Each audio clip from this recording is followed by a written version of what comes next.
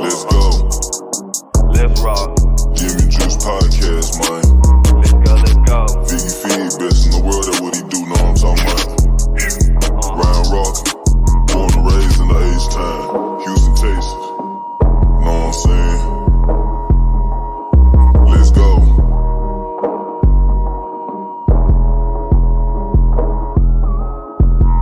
Let's go in the jacuzzi, smoking threats. I got my feet up. Cut them haters off, I told them beat it. I don't need you. Spend 50 racks in cash, but it's all good. I got my visa. This rolling got them staring at me like the Mona Lisa. My ghetto Nikeisha. I beat it like a creature. She always like my sneakers. These Jordan 5 pink aces. Let's go. I'm knocking them down, back to back in the row. He really the one. They already know. So all of my chains go put on the show. Giving out gems, sipping my juice. Counting the beans, addicted to ends. Need to back in on whatever I do.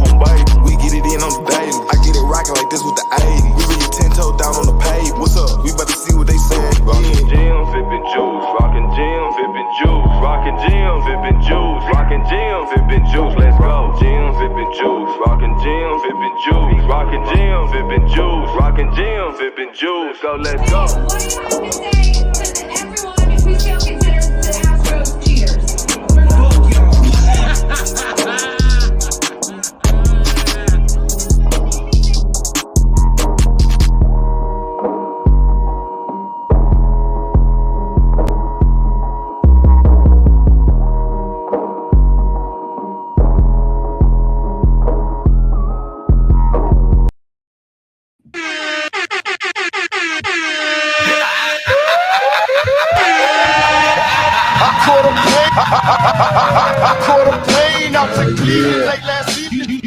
You sliding around playing Eminem in your car, you and your old lady? I caught a plane out to Cleveland late last evening. I told you. I told you. He did that shit. Guilty as fuck. I got one more in the arsenal too, man. Okay. Remember back in the days, man. Them days is over. Yeah, finally. Remember back in the days, man. Them days is over. Finally, we got the best drops in the game, man. Look, we got I think we got a drop for all occasions now, because that's one that kept coming up. Yeah, we always talk about back in the days. Remember back in the days, man. Them days is over.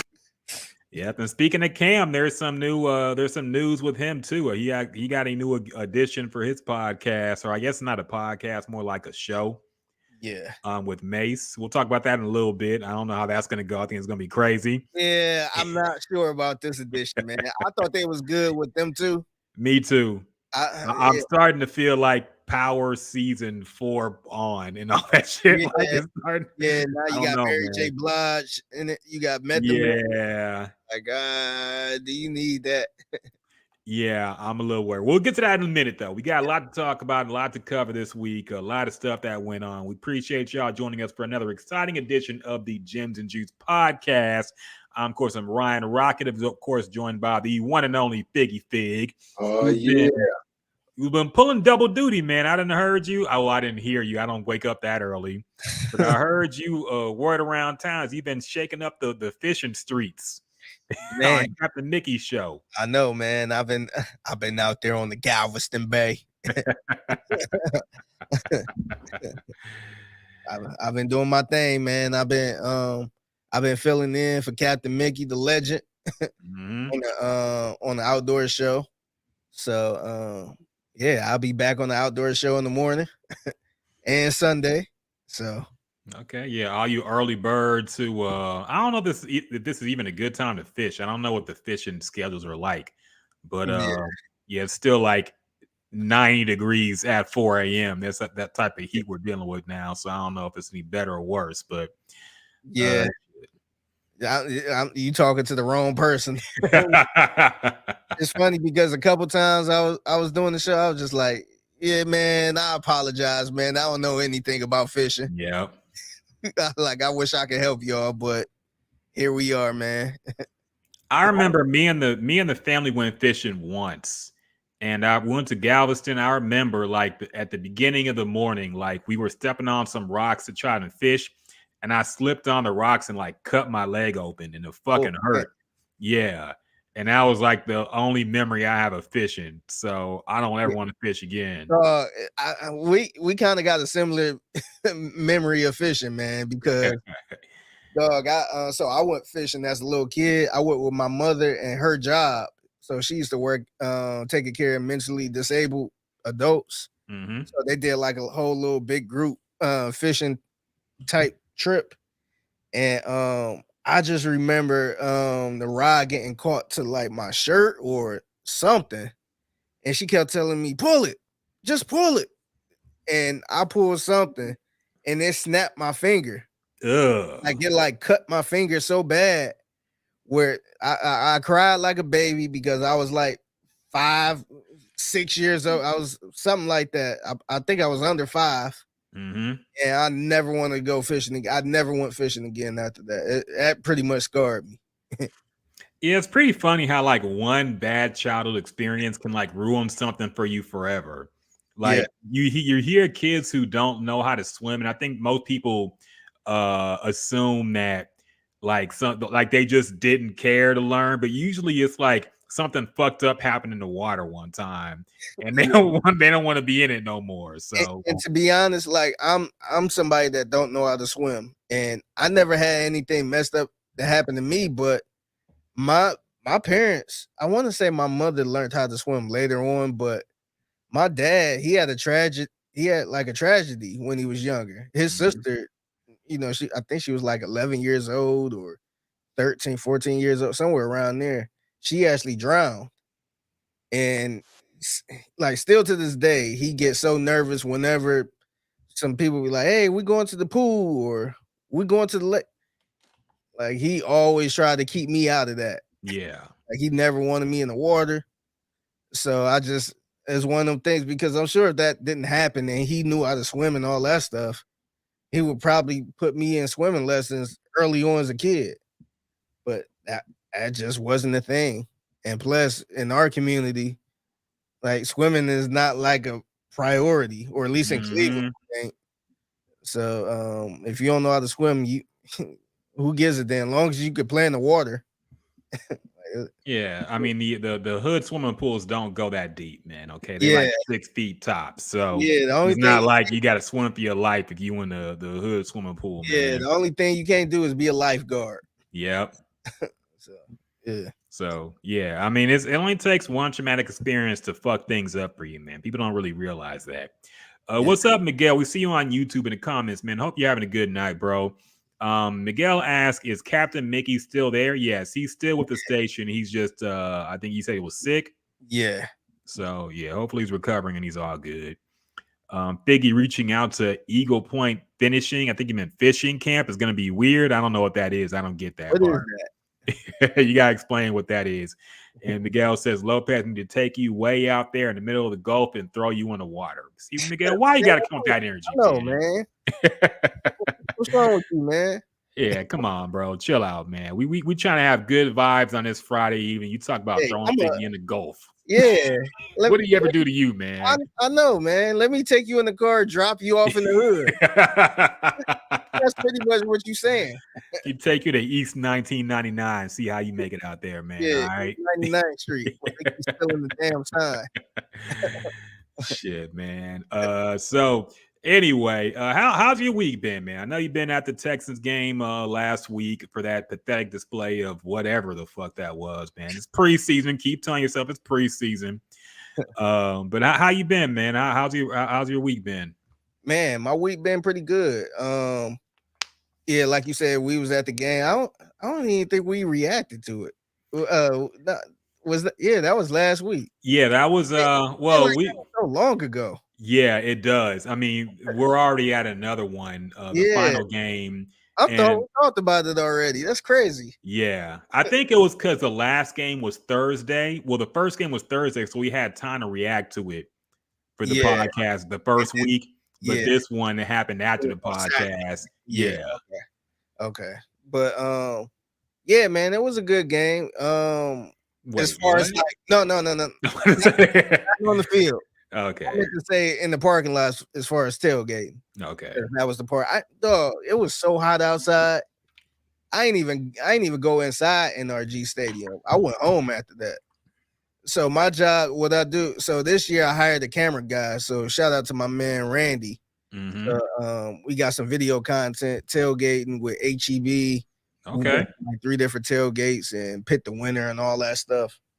But by the time I got finished with that, man, my shirt was soaking wet. It was so hot. I was walking around and the bottom of my feet was burning, man. It felt like I was walking on coal. That's Damn. how hot it was outside. And after that, I was just like, man, we just go just take me home. Like, I ain't got to go in there. This was before the game even started, bro. Like, it was still the pregame show. So I went home, man. I had to get in the shower. It was ridiculous hot. But yeah, it was fun out there. It was fun being out there outside of the heat. Sunday, man. Sunday, I did something so stupid, something I never did before in my life. So I tried so I've been on my health kick. I've been trying to stay in shape and all that stuff. I tried to go for a run outside. Wait, what time do you go for the run? This the thing. So my trainer challenged me. He said, "Hey, man, I want you to do 20 minutes of cardio outside this weekend, whenever you can." So I'm like, all right. So I'll do it Sunday. So my plan was to get up like 5 in the morning, 6 in the morning, and try to get it out the way. But I woke up late. I woke up around 8:30. So I'm like, oh shoot. So by the time I got up and got dressed, it was like 10. So I got to the park. I got the what was it? Memorial. No, it wasn't Memorial Herman. I forgot the name of the park. But I got there around 10:15, 10:30. It was scorching hot, man.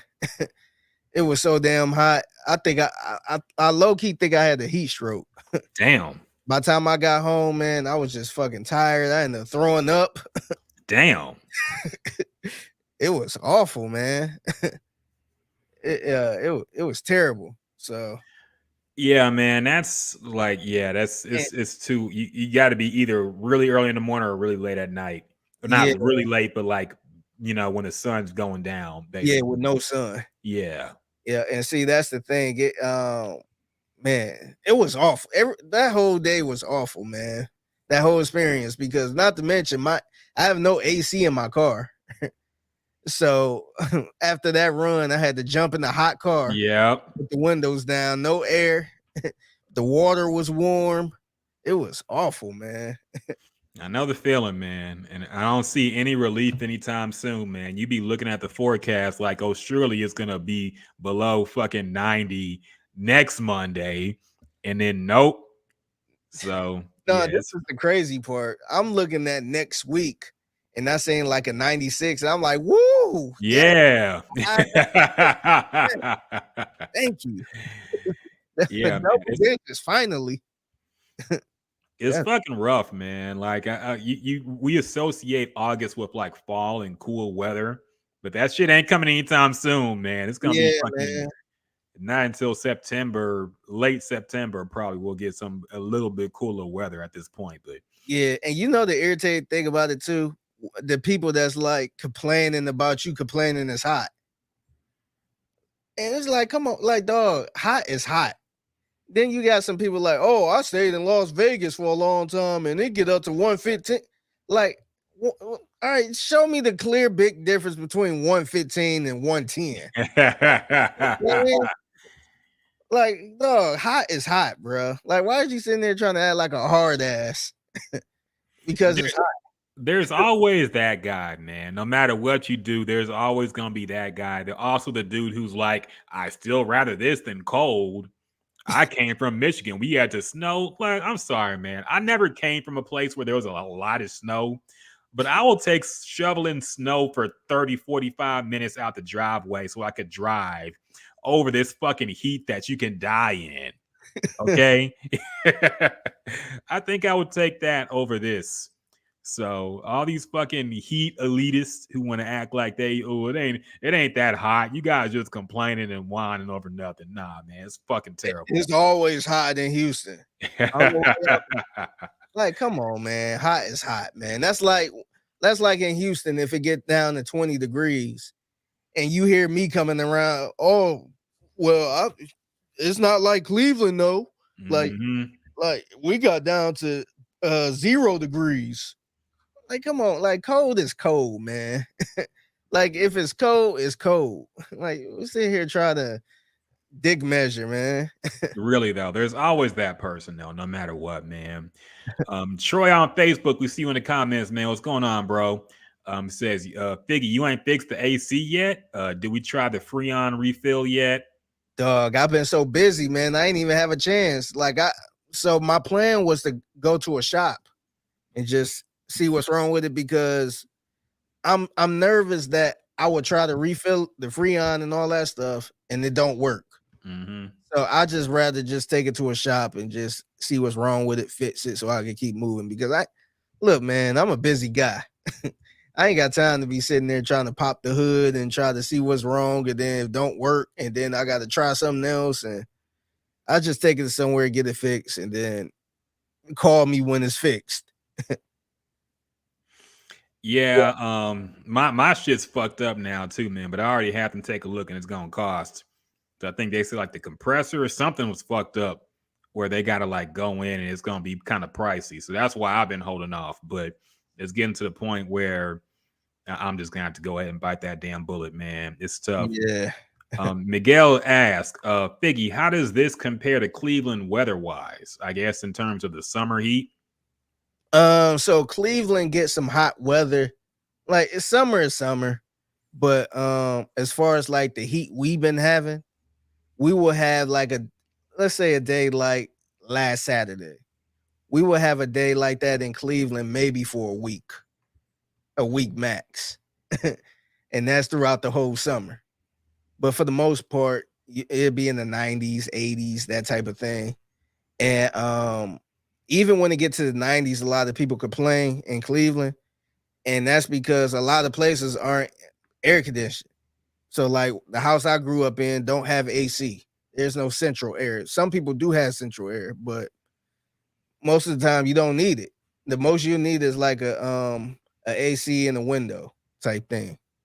But it wasn't like a luxury because when I moved down here in our apartment, the AC unit went out and they said they had to fix that right at that moment because that was considered a emergency. It wasn't like a deal with it and we'll get to it whenever we get to it.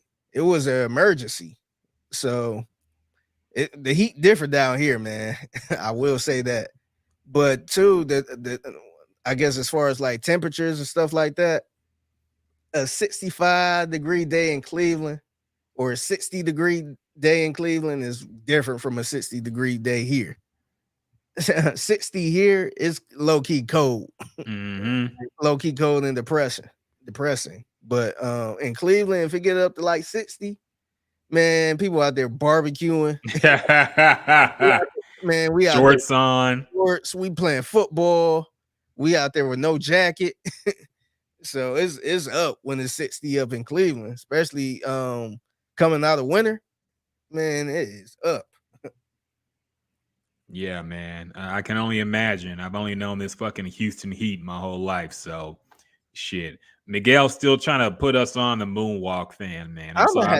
I'm gonna have to see what that Dog, is. there's no way that shit blows cold air, though, man. That's the thing. There's no way the moonwalk fan is gonna blow cold air, and that's the thing. We need cold air. It's not just air blowing at you. We need cold air, man.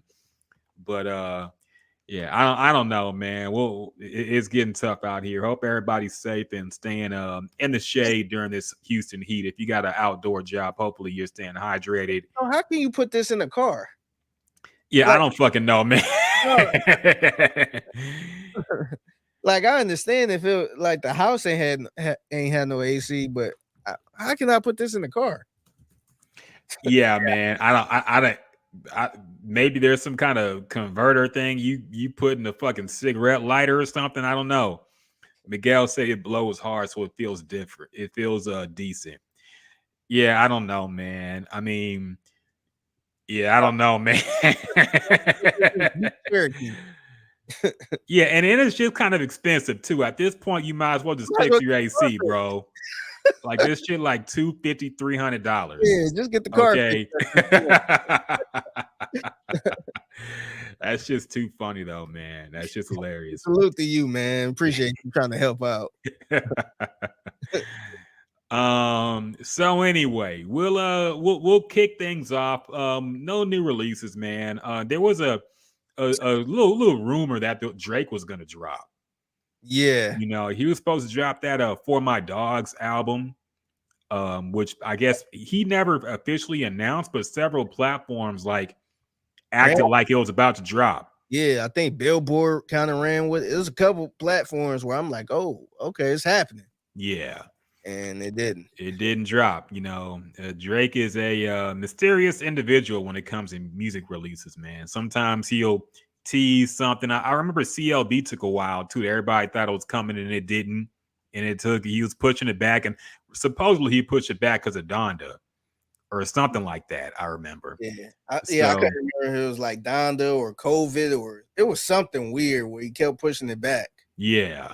Yeah. I remember. So we thought there would be new Drake, but there isn't. So whenever that drops, probably sometime next, in the coming weeks, we'll go ahead and react to that. Yeah. Also, apparently Timbaland and Justin Timberlake are about to drop something pretty soon as well. So that's kind of surprising, but looking forward. Hopefully, it's a bounce back from that Man in the Woods bullshit. Yeah, that Timberlake was on last time. Yeah, I feel like Timberlake trying to get back to where everybody loved him pretty much. The bread was buttered in the black community, man. Yeah, he had a full invite to the cookout and said, "No, thank you. I want to go to the Cracker Barrel." Now he's standing in the line of the breakfast. Now he's coming back, man. They all come back once they flop over there, man. I've noticed that. Yeah. Miley Cyrus. Yeah, all of them always come back once they flop. So yeah. But friend of the show, Fat Tony dropped the album. Oh yeah, I saw him. And he had somebody on it. Who was it? It was on the track list or just on the album? On the album. It was a producer I think he worked with before on the project before. But yeah, he dropped the album. Shit, who was on that? I saw How We'll Make a Baby in This Damn Economy. That's funny. Yeah. I think it was a Paul Wall feature I noticed. Yeah. So yeah, I'm gonna check that out, man. Yeah, salute to Fat Tony. And I think what's his name? God dog, I forgot his name. But Sauce Walker dropped the album too. Oh yeah, I saw that. And this wasn't in the mood for that either. Yeah. I wasn't either. Also, Earl Sweatshirt and Alchemist finally dropped that long rumored album or project, whatever you want to call it. But it was on one of them funky sites it was on, man. It was free, but I'm just tired of I'm not logging into no more sites, okay, man. I'm done with the logins, bro. I'm not logging into nothing. $20 a month, pretty much. Yeah. I want all of my shit there. Like to be fair, the album was free. It wasn't a subscription site, but I'm tapped out on logging into things. Either put it on Spotify or put a Bandcamp link so I can support and just buy it. But I'm not gonna log into a new website just for a fucking album. And then you can't look on no other site or app. Yeah, you're gonna stop. You can't. You gotta keep that phone on and open. Dog, I don't even remember how to put songs on my phone, man. I don't either. I'm sure you still can, but I have no idea how. It's been so long. Somebody recently asked me, how do I make a song as a ringtone? I'm like, I have no idea. I don't even know where to start. Yeah. Like outside of just going to iTunes and buying a ringer. Mm-hmm. Like I have no clue how to make it, like how to put the song as a ringtone. Yeah, man. I don't, dog. Sometimes I really sit back and think about how we really had fucking stupid shit like that. Snap your fingers, like you be in a fucking meeting and then your phone ring and it's Lil Jon snap your fingers or some shit like Soldier Boy crank that start playing. Like, what the fuck were we on with them ringtones, man? That shit was so corny, dog. I really can't. The ringtone era of everything was just so. Remember the Netstel era? Yes. Like, super loud. Man. Oh, that was so corny, man. That was corny. And then you sitting there chirping somebody loud as hell. Yes. And that was cool, man. I never had one though. I wanted one. I never had one. Dog, you used to turn heads with how fly your ringtone was back in the day, man. Yes. Like if you had like some new Lil Wayne, they'd be like, "Damn, what's that?" Like now, imagine if somebody just had a fucking a Drake song play when their phone rang. You look like, what the fuck is wrong with you, man? Or NBA YoungBoy. Yeah, like turn that bullshit off, bro. But yeah, it was all about the ringtones back in the day, man. I don't know what we were on. It was a different era. Remember the little cheesy ringtones on the little flip phone? It wasn't a real song, but it was like a computer made. Yeah, like that frog song or whatever the fuck that shit was. The generic ones. Yeah, you wouldn't fly if you had the generic. You had to have a real song as your ringtone to be fly back then. It was cool at first. Like when I was in 9th grade, it was cool because that was the thing. It wasn't no real ringers. Mm-hmm. But after a while, we were like, get that bullshit out of here. Really though, and think about it, bro. Like we was paying like $1, sometimes more than that for a ringtone. Yeah. You could buy songs like probably like a year or two later when iTunes really got up and running. Mm-hmm. Like the song would cost $1. Yeah. We was paying $1 plus taxes and fees for a 5-second snippet of Crank That by Soulja Boy. Yeah. The fuck was wrong with us, man? We were on some other shit for real. See, that's why Soulja Boy is rich. Yeah, I mean he was at one point. Yeah, he really capitalized out the ringtone era, man. But yeah. So anyway, I digress. What's going on? Let's see. Since we started off with sports, we're gonna keep it there with some a dynamite trade that happened just today. In fact, Trey Lance, formerly of the San Francisco 49ers, is headed to Dallas. He will be joining the Cowboys. I don't know what to think about this, man. I've been there had been some weird shitting on Trey Lance lately. I've been seeing in the media and shit. People, I guess, were losing confidence in him. I didn't think he'd go to a team that didn't need a quarterback, though. Yeah. So what do you think about this trade, man? I'm actually shocked at the Cowboys doing that, but I mean, I'm not saying it's gonna light a fire under Dak Prescott ass. I don't think it should, but it seemed like they are thinking because the past couple of years, Dak Prescott did get hurt. And they really didn't have a quarterback like that. And honestly, the quarterbacks that they did have, they played decent, but maybe it's a system or something because they're not really that good, but maybe it's more of an insurance thing that kind of. Who was that dude they brought in last year? I forget his name already. The dude that everybody was dick riding for a little bit. He had a little run, and everybody. Michael Irvin was losing his mind. What's this guy name? Rush, something Rush, wasn't it? Yeah, I remember Michael Irvin said Rush Hour 4 or Rush Hour 5 was coming. What was that dude's name? It was Cooper Rush. That's right, Cooper Rush. Yes. Dog, I completely forgot he existed until just now. Yeah, he probably everybody was talking about him. Yeah, he probably in the XFL now. Where is he? Where is Cooper Rush? He's still with the Cowboys. Is he? Okay. Yeah, I'm sure he'll be cut or traded or something. I don't know. Yeah. But it was kind of shocking that they were the ones that kind of took a flyer on them. Because I thought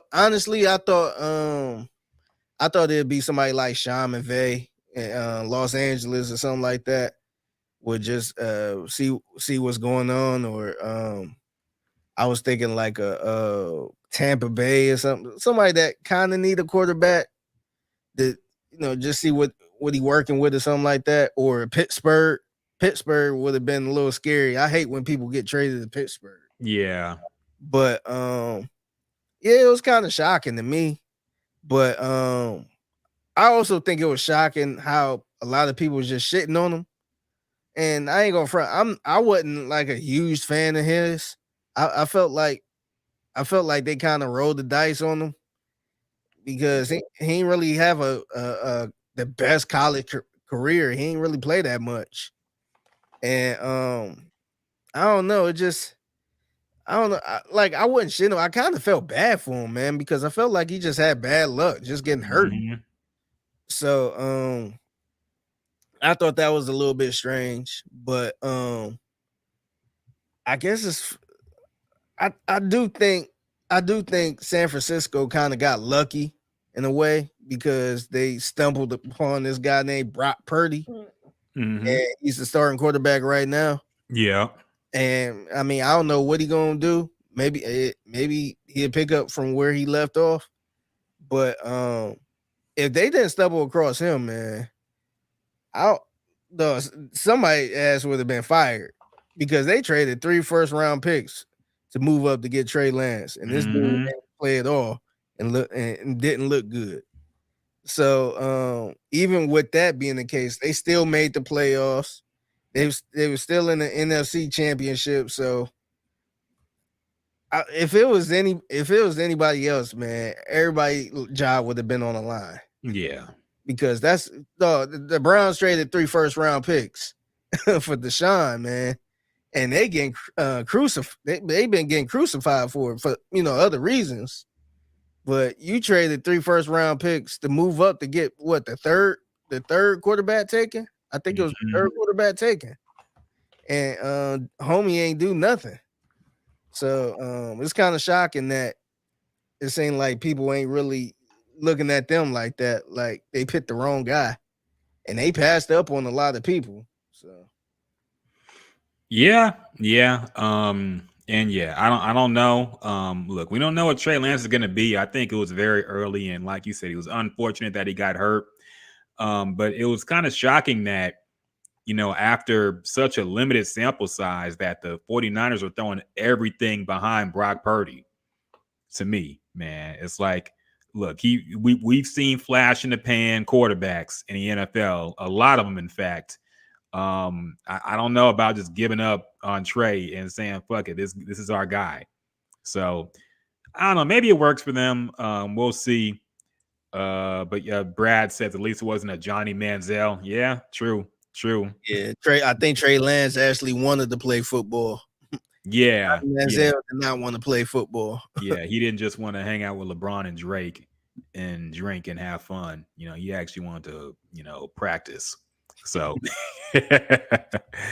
so we'll see, man. Shocking news with the third and final preseason game coming up this Sunday. Then we're full on with the who are they playing first? The Ravens, right? Ravens, Yeah, yeah. that's Then right. they come home and play the Colts. Yeah, that I don't know. Little Anthony Richardson versus C.J. Stroud. Yeah, that's gonna be a good one. That's well, depending on if he's starting, we don't know yet. They're keeping it close to the chest still apparently. But Brad said I'd hang with Drake and LeBron. Yeah, I would too, man. But it was just funny seeing how fake Drake is talking about how, I think we'll be friends for a long time, me and Johnny Manziel. Like, that nigga ain't they I'm sure they ain't talked in like years, bro. I'm Yeah, sure Johnny ain't even got his number no more. yeah, I'm sure you done switched that shit like 5 times. yeah. So yeah, that's pretty rough, man. That's the industry for you. It is. It is. And you always think about how, like, when you're a rapper, when you're somebody like LeBron, you're gonna be fans for a long time. Yeah, But whenever they make friends with like these new people, like you have no idea how long somebody like the new hot rapper or the new hot athlete. gonna be good or around. Yeah. So you thinking these are like lifelong friends you're making, bro. Yeah, They gonna stop fucking with you too yeah, once you fall off. yep. It's funny. I don't know if you've seen this, but I guess remember I Love McConan, the rapper. Yeah, yeah. So recently, I'm saying recent was like maybe a couple weeks ago or a month ago. Mhm. I guess he posted a picture with NBA YoungBoy. I saw that. And And he everybody got started tapping back in with him. everybody, man. Metro Boomin ain't talked to dude Yeah. in years. And like, what's up, bro? We gotta link up and make some music. You had all type of random people hitting him up, and he just exposed them, man. I'm like, that is sad. It really is, man. Like, it really is. Like, I understand people fall out of touch and contact. Look, it's the industry, and also these ain't really real friends. You know, they just hanging out. But it's really shameless when when somebody just out of nowhere. You know, even us regular people go through this shit. You know, Yeah. like I'm sure whenever you post something and you I get looking it all the time. exactly We people gotta you link ain't up, talked bro. to in years. We got to link up, bro. Yep. I'm gonna link Somebody up. who left you on a red when you was asking for beats. Yes. Suddenly they want to tap in with you because they see you with the owner of the Texans. Yeah. Or randomly hit me up like, man, I'm thinking about starting a podcast, man. like, what are you trying to start a podcast for? It's shameless, man. It's shameless how they come creeping back once they see you doing something big. Nah, stay over there. But yeah, so yeah, that was sad, man. And that kind of show you how much power NBA YoungBoy got. Yep. I guess Metro Boomin and them or whoever that was trying to reach out ain't really connected with NBA YoungBoy and trying to get connected. So I don't know. It was weird because look, man, McConan was a little. I would say he was industry blackballed. Yeah, I would say so. Yeah, I mean, he spoke out against Drake, so that really did bury him. Yeah, that did that, and then he came out. So, like people wasn't rocking with him, but it's just funny how people start hitting him up randomly. Yeah. and did you see the weird message from Post Malone? He calling him dad. Yeah, I saw something like that. I was like, it's funny because they showed that the news was all of these fake people hitting them up. Mm-hmm. Now I'm just like, ain't nobody gonna sit here and address the elephant in the room, or why is he calling each other dad? Like, why is Post Malone calling him dad? Sidebar. Look, man, this current trend of calling strangers big bro, unc, dad, mom, it's got to stop, bro. I just called you bro, but you know, I called you bro in the bro way. Big bro is fucking uncomfortable. Especially, dog, did you hear the story of how they were talking about the bubble and when that shooting happened in Boston and then people wanted to leave the bubble and they had a discussion about it and everybody was talking about it, and Udonis Haslem, who is like what 45, yeah, like he was talking to LeBron. He said, "Hey, big bro, what we doing?" How you gonna call a man younger than you big bro, dog? That is embarrassing, man. Udonis Haslem called LeBron big bro. That is embarrassing, man. Think about y'all. People are taking this young unc cousin, fake cousins now. Like the fucking, I don't even talk about this. Offset is not related to Takeoff or Quavo. Yeah, I did not know this until just recently, man. Yeah, I found out recently too. I guess they met in 7th grade or something like that. Dog, that's not your cousin, man. Y'all need some other names to call your close homies. That's family is different, bro. And they saying people in the South do that. I haven't encountered that in my family, man. I don't call nobody bro or cousin who ain't my bro or cousin. I'm not calling nobody my bro or cousin if I'm old enough to remember meeting you. Like I can tell you exactly where we met. I'm not calling you family, or you know, I might say you kind of. I mean, bro, we call everybody bro. Bro is. I'm not going around saying this is my brother. Yeah, I'm not saying hey, this is my big bro. Yeah, this my little bro. This my cousin. Nah, man, that's crazy. It really is. The unk shit has gotten old too. Niggas calling Shannon Sharp unk. Like That shit is fucking weird, man. Yeah. Stop calling a stranger who ain't never met you before Unc. And don't stop calling people big bro. Stop calling them dad, mom. This shit's fucking weird, bro. I'm not calling anybody big bro, big sis. I got 2 older sisters. I'm not calling them big sis. Yeah. Like, that's my sister, man. We all grown. I'm not sitting there calling. I would never call another man big bro. I remember when Chad Ochocinco was doing a press conference with I guess he was asking questions at a Goodell press conference, and he called Roger Goodell dad. And I know Chad be joking and just, but I thought that shit was super weird, bro. Like, come on, man. I know people say this shit for jokes sometimes, but that's uncomfortable to me. Calling somebody your big bro, calling somebody your cousin, calling somebody your dad. Yeah. Have some respect for your real family, okay? You had a real dad who raised you, most likely. Do not call no friend dad, okay? It's fucking weird, man. Yeah, it is. So anyway, yeah. But anyway, yeah, that's the industry, man. Fake. Yeah, I get a lot of that. I see you doing your thing, man. Whenever I'm gonna come down to Houston, we gotta link up. Let's link up. Let's tap in. I love to tap in. The random tap in. Like, nah, man, I'm tapped out. Then when they get, I'm in your city. Yep. Yep. Like, nah, man, I ain't entertaining your ass. But yeah. Anyway, and other sports broadcasting news. It is official. Shannon Sharp is joining First Take. Officially official now. He will be there Monday and Tuesday, co-hosting, of course, with Stephen A. Smith and his other colorful cast of NFL people like Dan Orlovsky and whoever the fuck he has on there. I don't watch every Monday or Tuesday. But Michael Irvin will not be there because Michael Irvin will be going to FS1 alongside Richard Sherman and I think Rachel Nichols officially too. Yeah, they're going to Undisputed. We'll get Lil Wayne. Oh, yeah, Lil Wayne. Yeah, Lil Wayne. I forgot. Lil Wayne's going to be there too for the new and improved Undisputed. So, yeah, I guess now they're both going to be doing some rotating host type thing. I don't know. I will say that Stephen A. Smith did not look enthused when he announced it on First Take. I saw usually he's very excited when he announces something like this, and I felt like he was downplaying it, and he was also boosting up his already.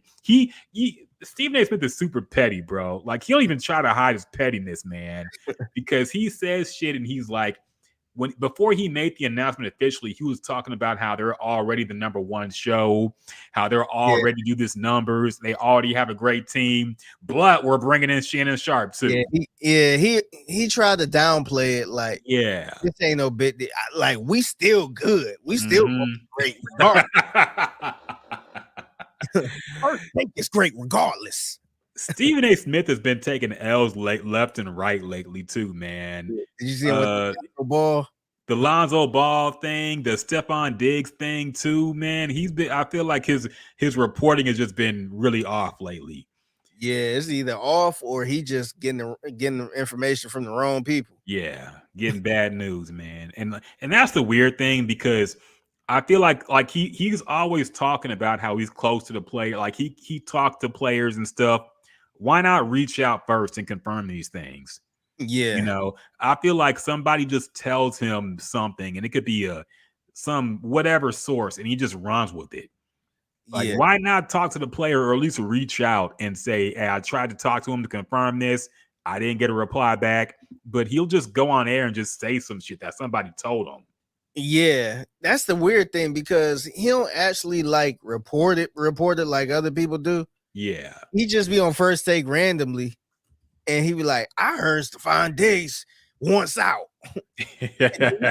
Damn, like, is this real? Yeah, like, to the point, other reporters don't be reporting it, but he'll say it, and because of Stephen A. Smith, it's like, oh, Stephen A. was getting this ish off. Mm-hmm.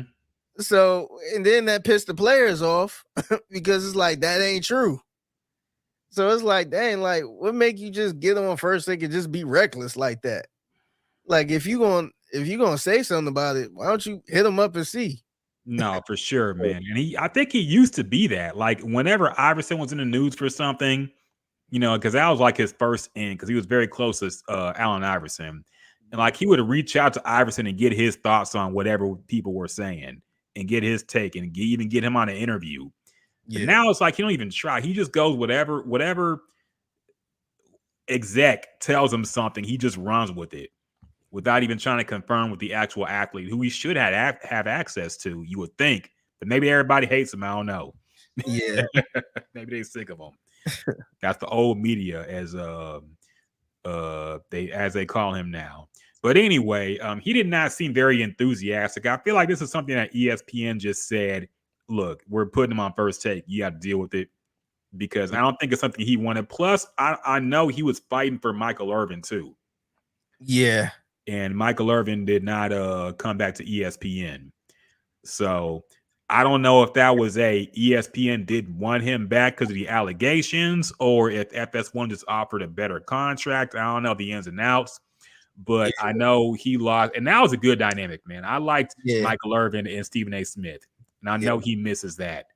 yeah, But Shannon Sharp, I think they'll be entertaining, man. I think I don't know. I just think it'll be entertaining, but Stephen A. Smith did not seem excited to have to share the spotlight with somebody like him. yeah. I think somebody like Shannon Sharp, to be honest, and I don't say that about a lot of people, but I do feel like he is one of a few that could probably get his own show. Yeah. He could probably do what Stephen A is doing. And it'd be super. I don't know if it's gonna be that good because Shannon Sharp, I guess technically not like a journalist and nothing like that. But I think he can do what they're doing. He can have guests on and all that stuff. He can do like a podcast and it can be super entertaining. I think he could do what Stephen A is doing. And that's why it's a little bit weird that Shannon is kind of like, I don't want to say riding his coattail, but it seemed like they just brought him on like he Keyshawn Johnson or something. Yeah. And I'm like, he could do a little. I feel like he a bigger star. He could do a little more than like a Keyshawn Johnson or Jay Williams or something like that. So it's a little bit shocking, but I don't know. I think maybe that's why Stephen A was a little tight. Yeah. And look, I'm just assuming that this is going to be more than just a 2-time appearance on ESPN. I'm sure, like I would think there has to be more in it for him than this, because looking at it on its face, it seems like a downgrade. You go from co-hosting Undisputed 5 days a week To a to weekly a weekly guest appearance, 2-day a week guest appearance on First Take. Yeah. So maybe there's more involved. Maybe he's going to have his own show. Maybe he'll have his own podcast set up with ESPN's resources. I would assume these would be involved in the contract. I don't know. But looking at it on its face, it seems like a downgrade. But Yeah. we'll see, man. We'll see how things work out with on Undisputed too with Lil Wayne and them. I don't know. No. I'm not looking forward to Lil Wayne one at all. Me either. It's gonna be bad, man. It's gonna be bad. But I do want to see how Michael Irvin and Skip would interact, because with Stephen A. Smith, like they could match each other's energy, but Skip Bayless is very, very, laid back and more quiet. So I'm gonna see how they interact. I'll be interested in that. Yeah, I kind of want to see. I'm more interested now to see Richard Sherman. Yeah, me too. Just kind of see how they go about it. Like I know the first week gonna be a little weird, but I kind of want to see how they do that. And I honestly, since it's football season now, so I don't even know if Richard Sherman gonna be in studio like that. Yeah, He might be doing it from wherever he at or something. mm-hmm. But yeah, I'm kind of interested to see how that's gonna look. Yeah, because he's doing with Amazon, isn't he, or whatever? Yeah, That's right. That's like right. football, yeah. So yeah, we'll see. I forgot that Amazon is doing Thursday Night Football again. So yeah, we'll see how things work out. But I I don't know. I think it's gonna be some awkward energy for the first few weeks at least. And other news. Speaking of football players joining podcasts and broadcasts, we teased this in the beginning of the show. Antonio Brown, the legendary rapper / football player, former football player, NFL player, is apparently joining the show It Is What It Is with Cameron and Mace. I don't know how this, at first I just thought it was going to be like a one-time appearance like they do with a lot of people, but they announced it like it's going to be a regular occurring thing, and he's joining the team, which I don't know how the fuck. Look, man, this dude can't keep a job to save his life. You see the way he left the last time he played in the NFL? Dog, he owned a arena football team for like a week. Yeah. And that shit fell apart. Yeah. So I don't know how they gonna make this work. I feel like I hate when people have something good going and then they're like, oh, we got to add something like an Antonio Brown. Man, no, you don't. You had something good. You're so random too, man. Like, I would understand if they added like a moderator or something like that. But he ain't even that. Like, at least Brandon Marshall. I think Brandon Marshall was on there one time, and he was kind of like filling in as the moderator. He was filling in for Stat Baby. And I'm like, Antonio Brown can't even do that. No, I don't see him doing that. So I don't get this move at all. I think it's cool if he hopped on and they talked to him, but I don't get this move at all, man. I feel like Antonio Brown still trying to find himself. I feel like he don't know what he want to do in life because he quit football pretty much. And then remember, he said he trying to come back and all this other stuff. Ain't nobody gonna sign him back. And remember, he did the rap stuff. He tried to be a rapper.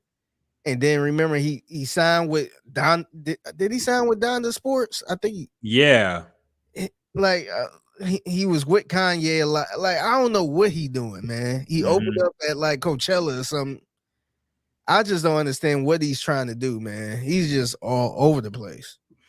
No, he's just a weird guy, man. People make the CTE jokes all the time, but like something is legit off with him, man.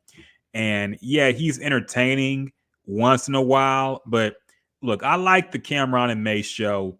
I don't want to see him there fucking up the vibe, man. I gotta say, I don't know what like.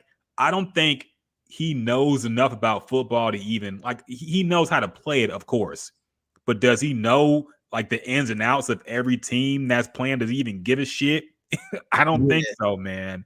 Yeah, he was never really ad. Yeah, and you might have some other players that are like super educated or good enough where they can hold a conversation and give some good insight and all that stuff. I don't see that with him, man. I can see him like, man, I don't care about all that. Like, I don't know. I like hearing Cam and Mace talk sports, man. Like, they actually go in depth.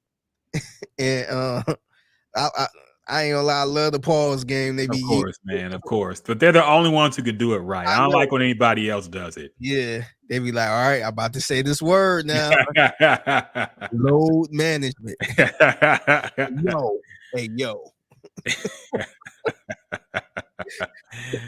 Yeah, I don't know, man. I don't know how. I feel like this is how Dipset got ruined too. Okay, like you have a solid starting 3 in Dipset, then you want to make me listen to Hell Rail for 4 tracks in a row, man. I don't want to listen to Hell Rail. Okay, Hell Rail, I want Jim Jones, Joel Santana, and Cameron Max. Yeah. I don't. J.R. Ryder was nice, but I don't want to hear him on Dipset songs, man. No, he was cool, but some of the projects they released, it was like probably like 75% Hell Rail, J.R. Ryder, 40 Cal. It was like 40 Cal, yeah, him too. It was like maybe 1 or 2 songs with Jim Jones. Cameron wasn't rapping on anything. Like, what's going on here, man? Yeah, man.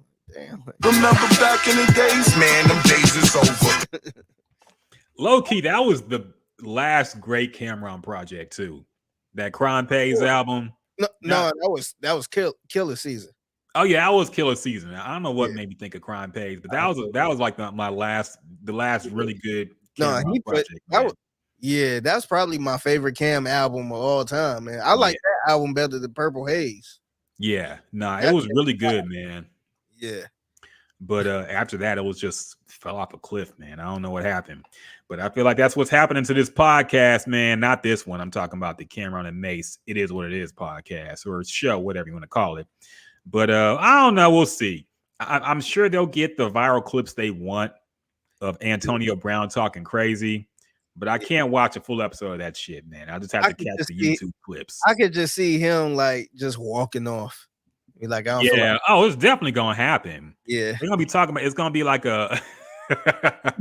Look, say what you want, man. Cam and Mace, they're committed.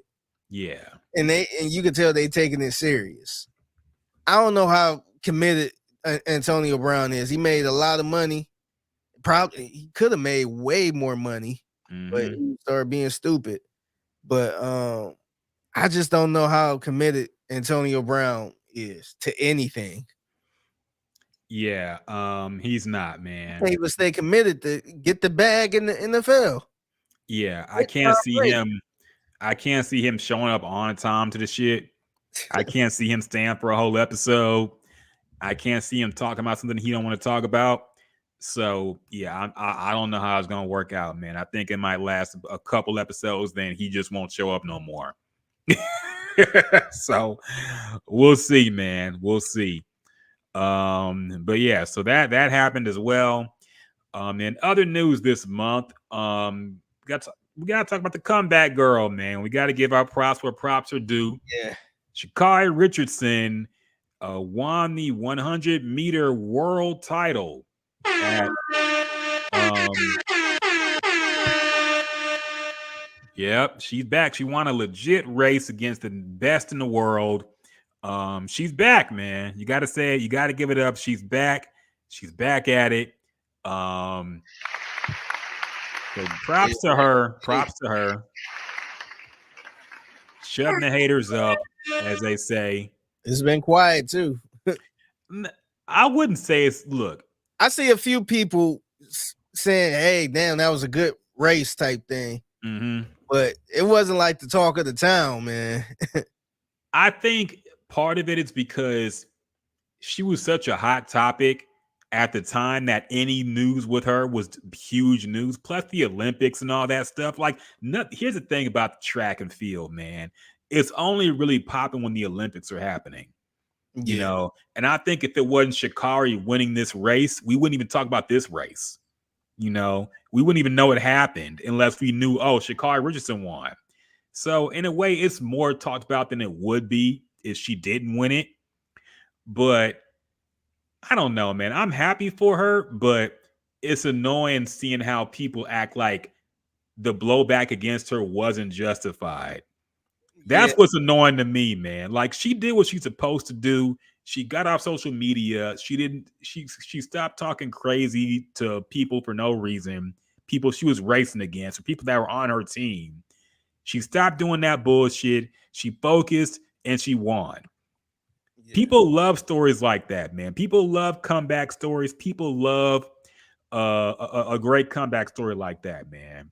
So people will give her a props, but everybody's acting like these people acting like, oh, y'all wasn't fucking with her doing she did this and this. Yeah, because she was fucking up, man. Like, let's call it what it was back then too. There's reasons for it. Yeah. But now she can talk shit because she won. And that's the important part. So fuck it. Yeah, no, I agree. Now, I was getting a little irritated, not recently, but when she was a super hot topic, how people was complaining about like her nails or her hair. Yeah, that was corny. It was just like, come on, like I had no problem with the whole, the rules are the rules. Those people, I didn't have a problem with that because it's something she probably agreed with that she probably shouldn't have done. And I hate to be that person, but the rules are the rules. But like to me, the personal attacks is where I drew the line. It's like, what do that have to do with anything? Mm-hmm. And the crazy part about it is, it was like mainly black folks, Yeah. like some ignorant ass. What's the name of that Fresh and Fit podcast? Type Yeah. dudes sitting there talking about her long hair and her nails and all this other stuff. It's like, shut the hell up. Yeah, no, I agree. And that, like, people rooted for her in the beginning because of that type of blowback, but then she started talking a little too much. Yeah. And then she missed the Olympics, and then she lost some races, and then she started talking more shit. And that's one thing you can't do. You can't lose and talk shit. Okay. That's what turns people against you. You can't talk shit and lose. You know, she did what she's supposed to do. She won, kept her head to the ground and focused, and she's dialed in now. She can talk whatever she wants at this point. Fuck it. She won, so fuck it.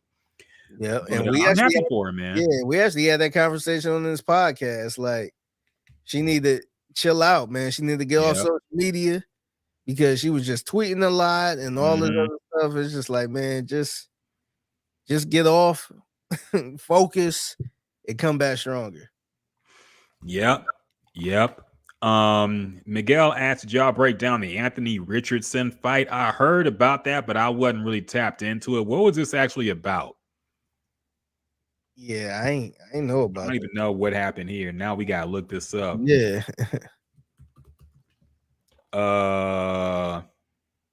Anthony Richardson punched. Was in was this a fight at practice or some shit? Yeah, that was a couple days ago. Yeah, that didn't happen in a while. Yeah, was that like a big deal to talk about? I don't know.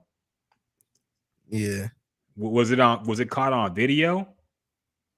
Yeah, I guess he got punched in the I guess he got punched by somebody from Philly. Oh, I mean, that's football, man. Who gets like this? Shit. Yeah. Was it during practice or one of them joint practices or some shit? Yeah, it was during joint practice because they played yesterday. Yeah. So it didn't happen during the game, but I guess it was during practice. Okay. It's football, man. Come on now. It's football. That's gonna happen. I do feel like this guy kind of talk a lot of smack too, man, and they ain't really do nothing. Because this dude was doing the fly eagles fly when he got a touchdown in the preseason game. It's like, dog, get your ass out of here, dude. You 6 for 17. Like, what are we doing, man? Reminds me of a Geno Smith celebrating with that shitty game he won. I think it was the first game he played. He won. He played in and won, and he was fucking celebrating, doing this. People were pouring water on him, and then he was assed out ever since then, man. Yeah. He bounced back just recently, but yeah, he was. Look, this is just the generation we're in. People pop off for anything at this point. Preseason, regular season, when you come in as a backup and barely win. It just is what it is now. Yeah, score a touchdown and you down 40 points. Celebration off. Motherfuckers doing the Rock Boys down 20 in the fourth quarter and shit, man. Did you see what Washington did when they I guess they beat the Ravens in preseason? I think a couple days ago. I did see. I did see that. And celebrating and it's throwing up L's. Yeah. It's just like, come on, this is preseason, bro. And the funny part about it is the Ravens, I think they went like 24-0 in their last preseason game. They hadn't lost a preseason game in a long time. Yeah. So they was like celebrating all hard, just like, all right, y'all. Look, man, we're thirsty for football. That's what I can. We're thirsty for football at this point. I seen fans fighting in the stands and shit already in preseason. People just thirsty for football, man. It feels like it's been a long drought of meaningful sports being played. Man. So everybody just thirsty for football. Everybody want to get it popping early. So not too much longer until we have real football in front of our eyes. So everybody chill out a little bit. All right. Yeah. Other things that happened this week. Gotta say R.I.P. to a WWE wrestler as well, man. Bray Wyatt had passed away. I hadn't really been catching up or keeping up with WWE really, but I knew of him. He was one of their bigger guys. He was kind of like a Mankind, Kane type of character. You know, he had like this backwoods hillbilly type of vibe to him, but he was like scary as fuck. And he was a very entertaining guy, man. He played that character really well. He had some big matches. And he was very young, man. He was my age. He was 36 years old. Damn. Apparently had a heart issue that was exacerbated by COVID. And yeah, he passed away this past week, man. Very sad. Yeah, he was one of the bigger names in the past few years for WWE, and it was very, I don't know, just very sudden, and I don't know, just crazy, man. Look, it's always scary for me to hear about this heart issue shit too, man, because now it's getting to a point where it's like I don't want to feed into the conspiracy theories because look, these things happen, but it's just. It's getting a lot of heart. man. It's a lot of heart issues, man, and it's not like older people. It's a lot of heart issues with younger people. People our age. People. Sure, we're gonna talk about it in a minute, but with Bronny, yeah, like it's a lot of people his age, and I think it was some other athletes that we didn't even bring up that collapsed and died in practice. Yeah, like damn, like I don't like you would get that once in a while. But now it's just like, and the DeMar Hamlin thing, and it's like so many things have been happening where it's like, it's these young dudes just dropping down and dying. It's fucking, it's a little scary, man. I don't know. I don't know. It's just scary, man. That's all I can say. Man. I think about it every time I work out now, man. Mm-hmm. Like sometimes I'll be trying to push myself, and sometimes you be way too tired, and I'll be like, do I need to stop? Yeah, you feel that pain in your lungs, and you're like, maybe I should stop. Like, do I need to stop, or am I just out of shape? Yeah, so it's always a thought, man.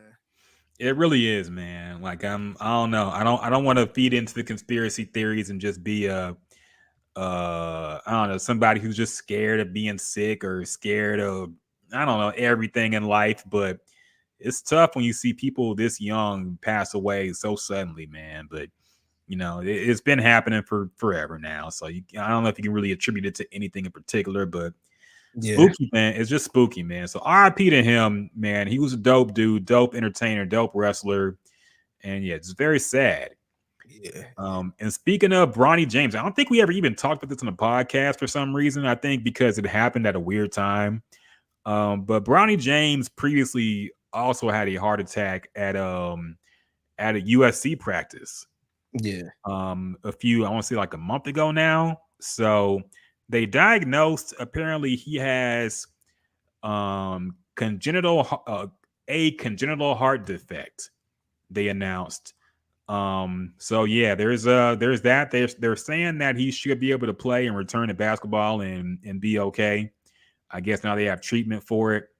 But yeah, just that was also a scary thing that happened, man. I mean, Bronny James you would assume he has access to the top tier nutritionalist and everything health wise.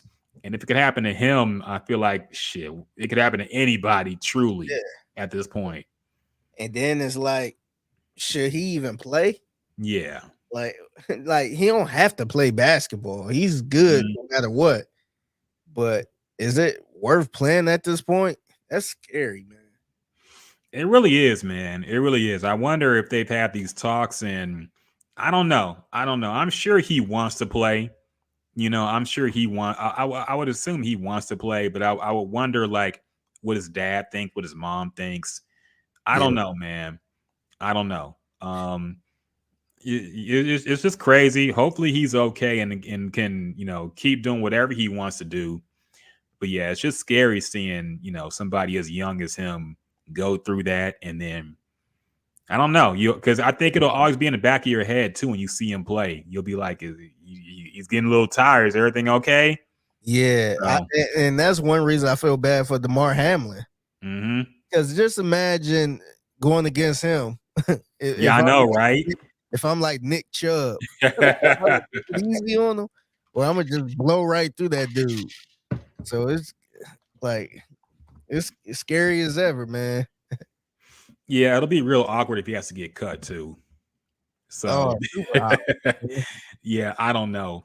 Like, will some team just take him just because You know, like will Goodell put that call in and be like, "Hey, somebody got to take DeMar Hamlin. Come on, man. It's a good. The league can't look like this with the guy who Yeah. died on the field, pretty much." Yeah, So, it's funny because Miguel brung up something earlier about John Mechie, who played for the Houston Texans, mhm. and a lot of people felt like he not really having the best camp. Like I ain't gonna say he having the bad camp, but he not sticking out.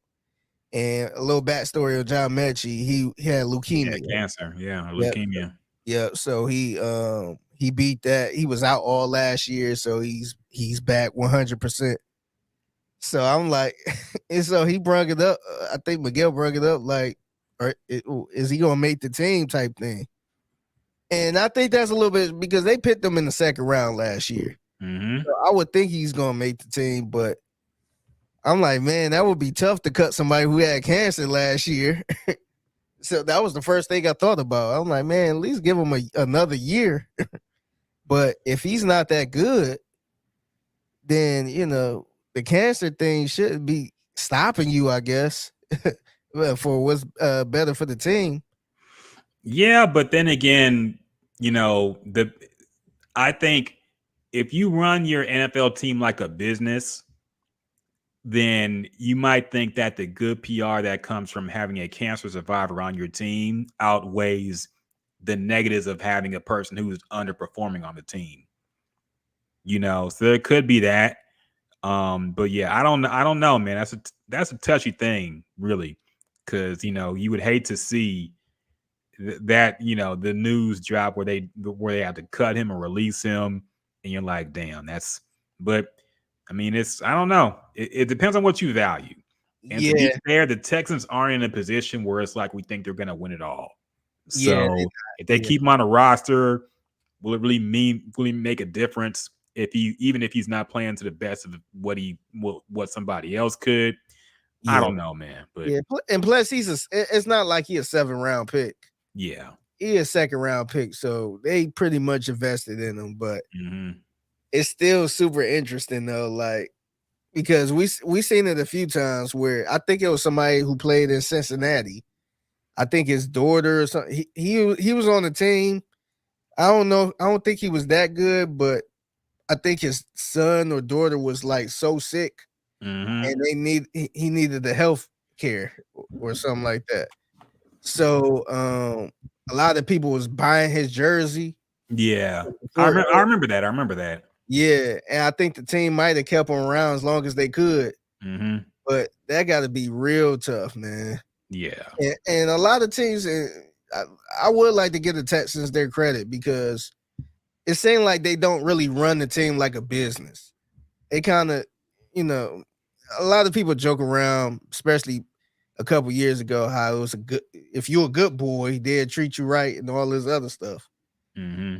I mean, you can look at it like that, but if you're a really good person and I guess you treat that franchise with respect and all that stuff, you're super nice and all that stuff, they would look out for you. They would keep you around. So, Look, and I think a lot of players look at that. So if you're a player on the outside, you might want to go to the Houston Texans because they a little friendly with the contract extensions. Even if you're not that good, yeah. they won't just cut you. They won't treat you like the Patriots or something and want you to take a pay cut because it's the Patriots. And if you're not that good, peace. Yeah. I mean, there's also the fact that, somebody got to win the Walter Payton Man of the Year award. So Yeah. you wanna have that go on your resume too. Sidebar, is there any chance that anybody not named DeMar Hamlin's gonna win that award this year? No, it's locked up for him. Yeah. They might as well give his own personal award. Oh yeah. Yeah, they might invent one. The DeMar Hamlin Iron Man Award or something, or something like that. Something crazy, but yeah, he's definitely gonna get honored at the NFL awards Yeah. in some form or fashion. So yeah, we'll see. Other things. Oh yeah, we finally got the Trump mugshot. The Yeah. Trump the Trump and a bunch of other people who were, I guess, indicted in this whole Georgia election fraud thing had their mugshots taken. And seeing the compilation is hilarious because it looks like the fucking Legion of Doom or something, bro. Yeah, I thought it was a joke, man. It looked just like a joke. It looks like a bunch of villains. Like there's one black woman who I guess was like Kanye's former PR person or something like that. And I guess she was implicated in some form or fashion, but her mugshot looks like the Joker, literally, man. Like she's had this evil smile on her face. It's like, what the fuck is going on, man? So yeah, we got the Trump mugshot. Trump himself posted it on Twitter. By the way, he's back on Twitter, aka X. Okay. Yeah, he is back on X. He made his triumphant return. So yeah, a lot of fuckery is afoot in politics and social media and whatnot. So just interesting that happened. That's all I'll say about that. How far you think it's gonna go? Like, look, man, they're gonna keep him out the election. I feel they're gonna keep him out the election, and I don't know. I feel like it's building to the point where it's impossible that none of this sticks. But I don't know, man. I don't know. I'm not a legal expert. I can't tell you how valid or not valid the claims are. I mean, it's the feds going at him. He got hit with a RICO. I would feel like he wouldn't get hit with this shit unless they had a strong case against him in general. So, yeah, I don't know, man. I don't know. Yeah, look at that, man. Look at it's scary as hell, man. Hey, it's kind of creepy. You remember that movie? I think it was called, was it called Smile or something like that? It was like a horror movie. Mm-hmm. And when somebody will smile like that, means they got infected or something, and they about to kill you or something. Yeah, I forgot the name of that damn movie, but that looks like something out of a horror movie for real. Yeah, she ain't got it all. Smile. Who the hell just smile like that? Yeah, no, man. That's she. I don't know what she was going for with that, but that's very creepy, dog. That's very creepy. Yeah, the movie called Smile. I don't know if she was gunning for a role in the new Joker movie or what, man. But that shit was crazy, dog. Yeah. So, yeah, I don't know. I don't know how it's gonna stick, man. I don't know what's gonna happen, but look, it's entertaining. That's all I can say. It's been entertaining. That's my. I never heard of this movie, man. It looks like it got some pretty bad ratings. Yeah, I actually seen it. Was it good? Nah. I wouldn't be like, hey, you gotta watch this. It's really good. Yeah, it's just a little creepy. Remember, they actually had a good promotion with this leading up to the movie where they had some random people at a ball game just smiling. Oh, that was that movie. I remember the stunt. I remember that much. Yeah, that's what it was for. It's just random man smiling. Mm-hmm. But movie, I mean, it's what you expect pretty much. Yeah. Troy says on Facebook, says it wasn't bad movie, bro. I feel a horror movie's got the low rating X, that B grade category. Yeah, I feel like, look, in the horror genre, they're all kind of like the same type of movie. Yeah. So like you got like the best ones and the classic ones, but there's so many being made, and like so many of them are like the same type of shit, man. Yeah. And me personally, I'm not like a big horror movie fan. It just don't do anything for me in general. You know, I liked Get Out, but Get Out was like more of a thriller type thing than really a true horror movie. But yeah, they don't do anything for me personally, but you know, I don't know. They seem kind of gimmicky for a lot of people. Yeah, like you said, it's they all pretty much the same.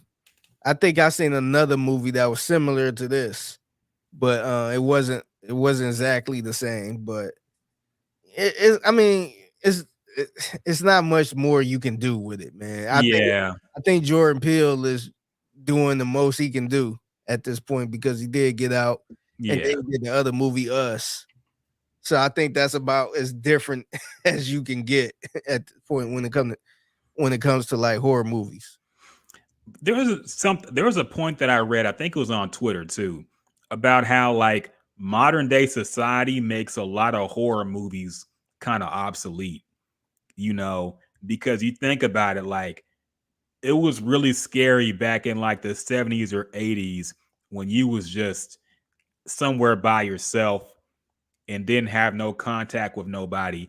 Now they got to have like all kind of workarounds as to why your cell phone don't work and shit like that. Because think about it, that's like the eve. Come on, man. If you have a cell phone, that's the end of the movie right there. So Yeah, they always got to have like a reason why the cell phone don't work. And usually it's something like, I have no coverage. Where in the country do you go where you have absolutely no coverage and yeah, can't even make a call or send a text?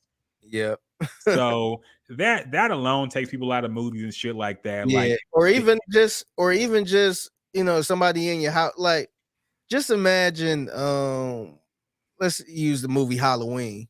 mhm. You got Michael Myers following you. All you gotta do is pick up a pistol, man. You can just pick up a shotgun and it's over, man. Yeah, yeah. Well, I mean, he was like fucking invincible, I think. Well, I think that might have been later. They gave him superpowers and shit.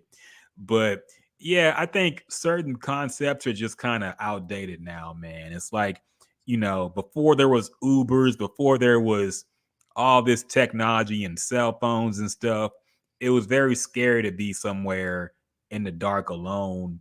And now that's how we live our life, man. Like we just got our phone and whatever we got on us, and Yeah. we straight. So Yeah, I don't just know. imagine like right now, if I heard the noise in here, I just like 911.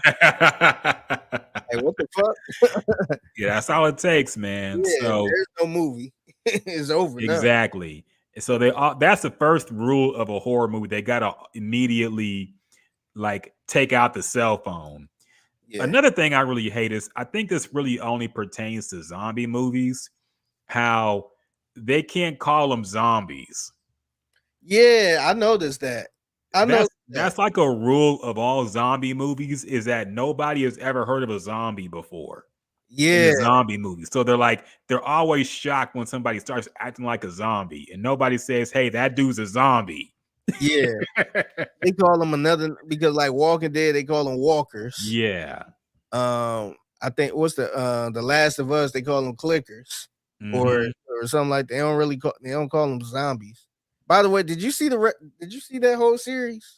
I still haven't yet, man. I'm gonna watch it. I'm gonna watch it for sure. At least before the season 2 comes out. But I haven't watched the Last of Us show yet. Okay, but yeah, that is true. They almost never say zombies. No, they never do. Unless it's like a movie making fun of zombies or something like that. Yeah. They're never gonna say zombies. And it's like, am I supposed to believe that nobody in this world has heard of a zombie before? They always act brand new when somebody acts like a zombie. Yeah. Troy said, I Am Legend they call dark seekers. Yeah, but the ones in I Am Legend were like smart and they were fast.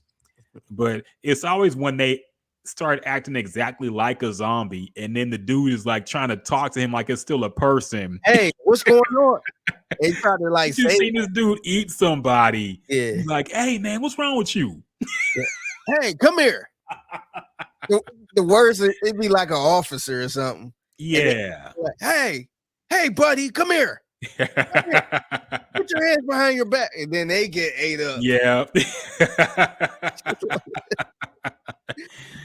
Like, Yes, just imagine you were sitting here, you just see somebody just start eating somebody brains out. right. You ain't about to sit there like, hey man, you gonna haul ass, man. Yeah, you're asking for help. Like, hey man, you got my car broke down. You you got some gas? You see him eating somebody. Yeah. Whoa, what's wrong with you, man? Like, you gonna book it, man. The funny is when and I think I seen this, it might have been The Last of Us. It was like the very first scene or episode or something. And I guess the wife was affected. Yeah. So he was still trying to like he didn't want to hurt the wife, but the wife was Mhm. trying to eat the guy. He's like, baby, come on, stop, baby, stop. I'm like, dog, if my wife come at me like that, It's over, man. Yeah, It's over. yeah, Okay. yeah, I'm not gonna negotiate with somebody trying to eat me. yes. If I see clearly something's up, Yeah, that shit too like, funny, he is man. gone. I'm like, I Yeah. love you, but I Look, might you look, in a better place. You in a yeah, better place. I might look like Wesley Snipes. A teardrop in the eye. Yep. Yeah, man. Yeah. I ain't negotiating or trying to I'm not trying talk to to see what's somebody who's wrong. trying to eat me. Yes, I ain't sit there trying to save her. So yeah, that gets on my nerves too, man. Speaking of stuff on HBO though, I gotta see that. I know they made a documentary about that Bishop Sycamore thing. Oh, And really? I gotta watch that, man. Yeah, I Okay. think it's on Max now. So It's I'm gonna check available that now? out. Yeah, I think so. I think it was called like BS Academy or something like that. I'm gonna have to check that out. It was BS High, that's right. It's on HBO. I'm gonna watch that. I heard it was really good. I heard that it really exposed the guy who's behind it as like this super asshole man who's this crazy person. Damn. But I'm gonna check that out this weekend for sure, man. It looks interesting. Okay.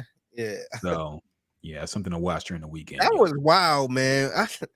I felt like we didn't really talk about. We made jokes about it, but yeah, we didn't really break that down. How wild that was. yeah. No, that's our weekend assignment. We gonna watch this and react on the next podcast, man. Okay. About this documentary because there's a lot of questions I had too. Like, how did this even get that far? like, so can we start at high school like that? Right, and get on HBO. I mean, get on ESPN. She was crazy, man. So yeah, I'm gonna check that out this weekend for sure. Yeah, I'm gonna check it out Saturday. Is there anything? Oh yeah, in sad news, the great couple of 72-year-old Bill Murray and 44-year-old Khalees is over. Oh yeah. Oh, the Family Matters sad music. Hey, this transition music was hilarious, man. It was, man. It was completely random. Whenever Eddie, Yep. like, what the fuck? Dog, my favorite one is the one I keep seeing is when Eddie tells his dad that he wants to be a cop. And his dad is so sad. He's like, and he's like, I want to be a cop, Dad. It's like, oh man.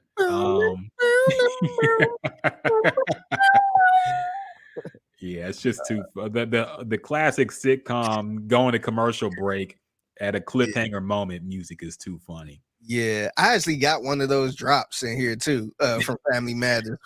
When I think it was one when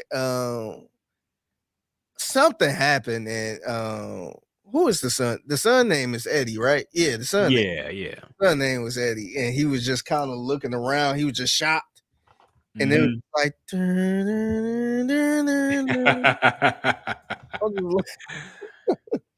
like it was going to one of those going to commercial. Yeah. Type of scenes. Yeah, nah, the funniest one was the one about the racism where somebody I think it was Laura, she opened her locker and then it had the N-word on it. And then everybody just looking around all silent and sad. Then it cuts the commercial and the music starts playing.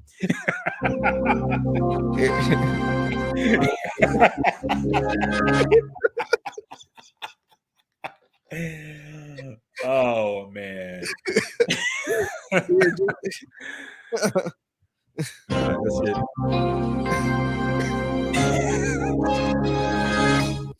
Funny how everybody just stops talking at the same time too. Yes. Everybody just starts looking all sad for like a full 30 seconds. Yeah. It'll be like some news like, hey, you got a parking ticket outside. You got to pay this or else. And then they play this. And they just sit here looking at it. Yep. Eddie, I'm sorry, we had some bad news, man. Your dad got shot.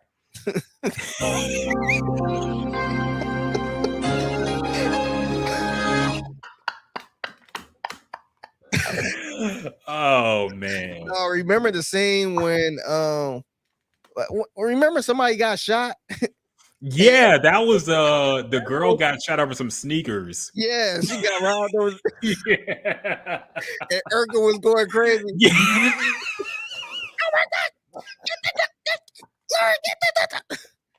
Call the police. Somebody call the police. Wait, now we have to find that one. Yes. Find that clip, bro. We have to play that shit, man. Oh my God. Okay, look up a Family Matters gun episode. Yeah, okay, this is it. We gotta play this whole scene, man. Oh man. Oh my goodness, man. I don't even want to see it again. We gotta wait. Pull this up. It's called Family Matters Gun episode on YouTube. I think this is it. Oh man, it's too funny. Oh my God, man. Family Matters was so awful too. It really man. was, man. It's crazy to think it was so popular back in the day, dog. Yes, it was the show. Yes. Was that right? You didn't tell your parents about that hooligan pulling a gun on you? A word and No, it's a 357 mag for loss, and I'll get. Right. Oh, here. Do this. Yeah, here he goes.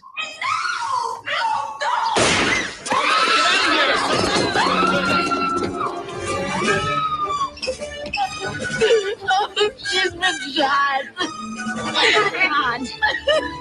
They wanted her shoes. God, Josie, you should have given them the stupid shoes. Somebody call 911. Somebody call 911. Come on, man. What's up with the acting too, man? Really though, man. Like, But yeah, who acts like that when they get shot? Nobody. First off, people don't run. Yeah. You run to who got shot. Come on, man. Dog, that was awful acting, man. Yeah. Come on now. Like, look at girl that got shot. I ain't never been shot, but I'm sure you don't react like that. Look at that. Look like she had a stomach ache. I know.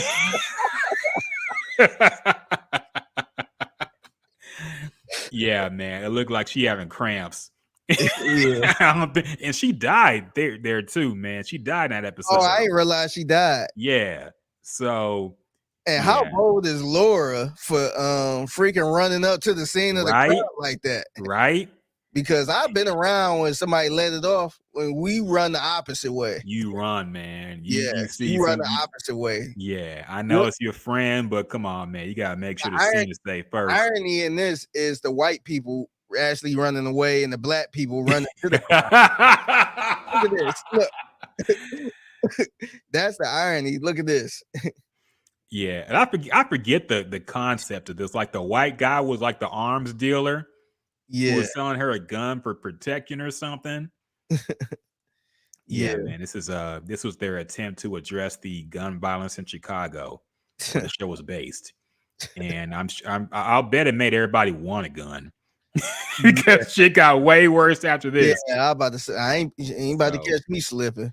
Yeah, Chief Keef saw that episode and he was just inspired. He had that twinkle in his eye when he was a little kid. He was like, I know what I want to do now. So yeah, classic moments. It's crazy how sometimes I miss like how cheesy things were back in the day, man. Like there is a Twitch channel called Daily Simpsons, and they air like I want to say like every Thursday at like 7 p.m. They air an episode of The Simpsons from like the day it aired with the commercials and everything. So they'll air like an episode from August 1993. And you'll see like all the commercials. They'll have like, I know the other day I watched and they had like a commercial for the what's it called? The Damon Wayans, what's that show? In Living Color. In Living Color, yeah. At the In Living Color episode with Tupac in it. Damn. And then like right next after that was gonna be Martin. Damn. Or some shit. And it's like I'm and you see the commercials and how like that 90s extreme shit. Every commercial. Yeah.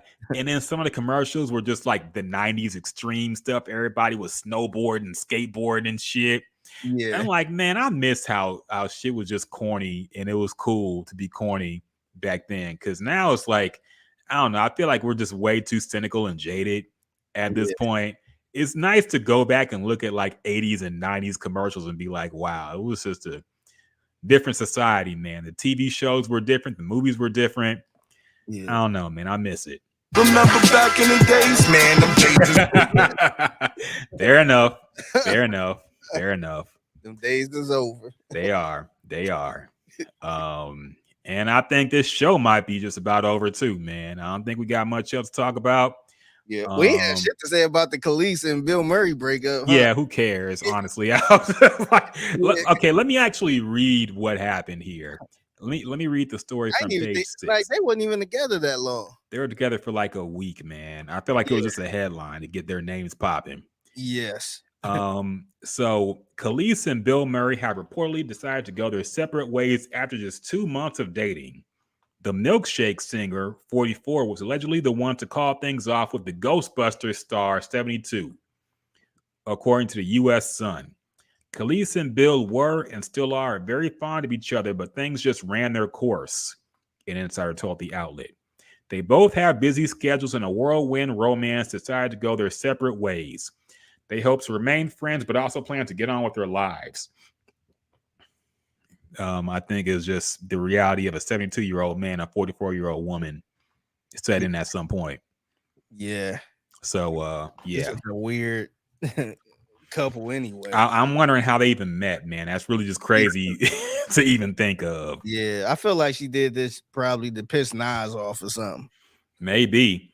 I know I think she was married to a guy and he died from cancer. Fairly recently. So I do remember that. Yeah. So I think she had been through a lot. Yeah. But yeah, that's just super random, man. I don't know how that even came to be. But hey, good on them. So in other news, did you see how Halle Berry got another divorce and has to pay another man alimony? Yeah. You're a woman that got 2 men you got to pay alimony. Yeah. At that point, man, I understand why Oprah never got married. And she just stayed with her whoever he is for 50 years. No marriage, no nothing, man. Yeah. No, that's rough, man. I don't see how. And look, I get it, man. I don't want to be the person that's like, oh, guys go through it all the time. That suck. That's crazy, man.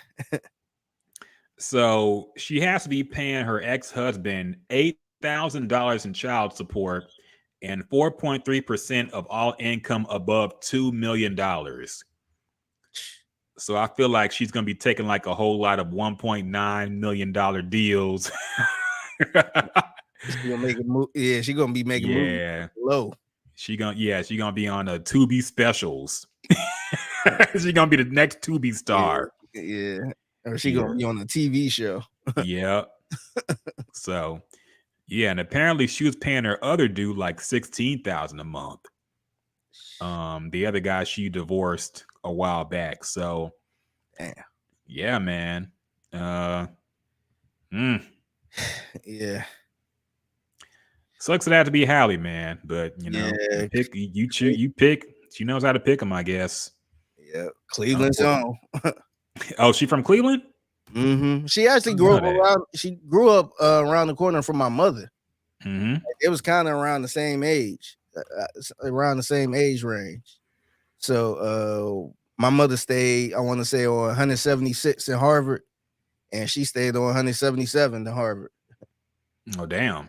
Yeah. So like I had some aunties who actually seen her, play with her a few times, like as kids. Oh shit. Yeah, I have a friend who lives in LA, and he's a stunt man. He was a stunt man. He's like a martial artist as well. and he was a stuntman and he was an extra in Hollywood. And he said he worked on the set of one of Halle Berry's TV shows a few years back. And he said she was super nice. Like she was real nice and just friendly overall. So yeah, I don't know how she keeps getting divorced, man. Maybe she's just picking shitty husbands. Yeah, it's scary because it's like it's kind of like that Jennifer Lopez thing where it's like, it got to be you at this point. Like something must be up with you if you can't keep a man. Yeah, I think she's just picking. I don't know, but every time, like I guess you never know somebody until you like live with them. But she always just seemed like she had good vibes to me, man. I never got like the feeling that she was a bitch. So maybe it's just the people she's attracted to are just toxic. I don't know, man. Of course, you had Eric Benet and all that back in the day. So yeah. I don't know. Troy said Halle's wigs in X-Men. Yeah, she was horribly miscast in X-Men. I still remember the fucking African accent she tried to put on in the first movie. Ugh. Yeah. It's funny how Halle Berry, like our mothers and people our mother's age look at Denzel Washington. I feel like our people our father's age look at Halle Berry like that. Oh yeah. It's like, ooh, Halle Berry. Like that's the one they always mention. Yep. Yep. And that's another thing. That's when you realize you're getting old, because like when you think of like our example of like when somebody asks us like who's the most beautiful woman in Hollywood, we might say somebody like a Halle Berry. But that was true like 20 years ago. Yes. And I realized that I remember a few years back when I was working at Best Buy and I was asking this younger girl, like, would she date somebody who looked like who was broke but looked like Brad Pitt or something like that. And she was like, oh, Brad Pitt, he's old.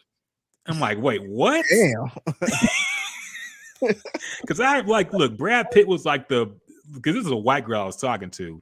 And like that was their Denzel back in the day was Brad Pitt. Yep. So when she said that it really hit me like, damn, we're getting old, man. Yeah. That's not even like the things we reference is like beauty or old and washed up. Yes. So it's crazy, man. Yeah, no, that's wild. Like I don't even know who I would reference. It's somebody like an actress that was like the one and only that. Yeah. Like not even looking at their work, but just how they look. Like who would you say is the finest actress in Hollywood right now? Right now, I don't know, man. Yeah. I don't even know. Like, and see, I'm a little different too because I always think about like the hood actresses. Mm-hmm. And what I mean by that, no disrespect, but like the Megan Goods. Mm-hmm. I think about the Nia Longs and people like that. And I think it's past their prime. I think they're past. Yeah. Up. So I don't know who is the one I would say, is the good looking one now. And what's crazy is sometimes we do segments like this on In the Loop where we say, if you could get a hall pass, who would your 2 hall pass be? And I'm like, man, I don't even know. Like, I don't know. Like, I don't want to pick the obvious, the Jennifer Lopez or Beyonce or somebody like that. But it seemed like it's been the same one for like 20 Yeah. I want to pick the same obvious one. I want to get somebody that's kind of new out here. Yeah. I mean, I would say if we're talking about a younger actress that I think is probably the finest right now, but she's getting up there too, because I didn't realize she's like my age. But Anna de Armas, she was in Blade Runner, and she was in Marilyn Monroe's movie too, Blonde. It's Anna, ANADEARMAS. And I think she's like the finest actress in Hollywood right now, man. She's always naked too, which is a plus. She just does these new roles all the time. And she played Marilyn Monroe in that like documentary movie thing. Okay. Cuban and Spanish actress. Yeah. But I didn't even realize. I just looked her up now because I thought she was younger. She's 35. So, I mean, that's not washed up, but getting close to it. Yeah. Yeah. So, I don't know if I would say like who's the finest 20 plus-year-old actor. I don't know, man. I don't know any that young. Yeah. So yeah. Yeah, I don't know. We're getting old, man. We're getting old. And I think, look, I feel like the age of like the Hollywood heartthrob is kind of over now too, man. Yeah. I think people want to see people in movies that look like them rather than people who like are like this unattainable point of beauty. Yeah. Because look at the men in the action movies, man. They don't look like Arnold Schwarzenegger or Sylvester Stallone no more. You got The Rock, and that's it. Yep. Yeah. So, you got The Rock. You got Vin Diesel. That's up there too. And Vin Diesel's washed at this point. He looks like us, really. He looks like a guy who just works out like 4 days a week. The crazy part about it is, like, The Rock is tall. Yeah, I think he's like 6'6", maybe 6'4", 6'5", somewhere. He a tall dude, tall big dude. Vin Diesel probably like your height. You might be you might be shorter than you, man. Yeah, he's kind of short. Yeah, so that's the other thing too, because the movies make him look like he's just bigger than everything, but he ain't that tall. So you got other guys like John Cena.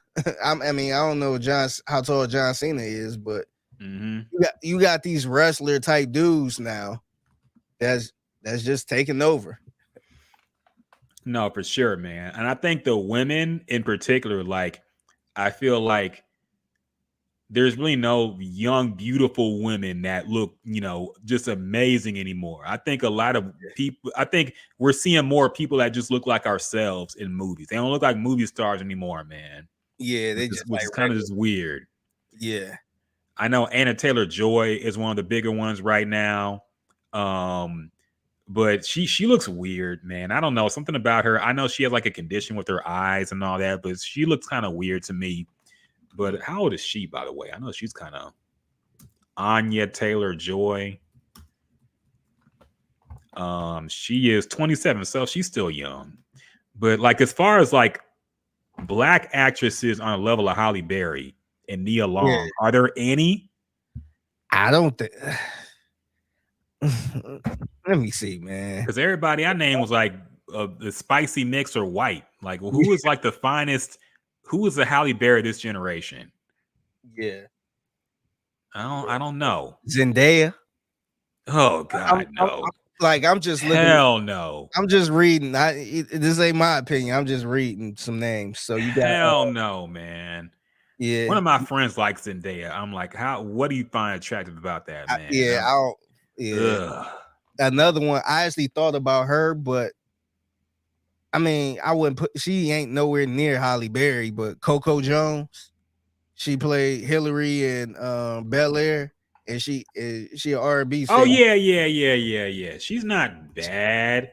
I think she looks good, but yeah, she looks good. People that look good, but she looks like a TV star, BET show type actress, man. She don't look like a Halle Berry type. She looked like what's it? Dwayne Wade's wife. Yeah, Gabrielle Union. Yeah, look that type. Yeah. But she looks good though. Yeah.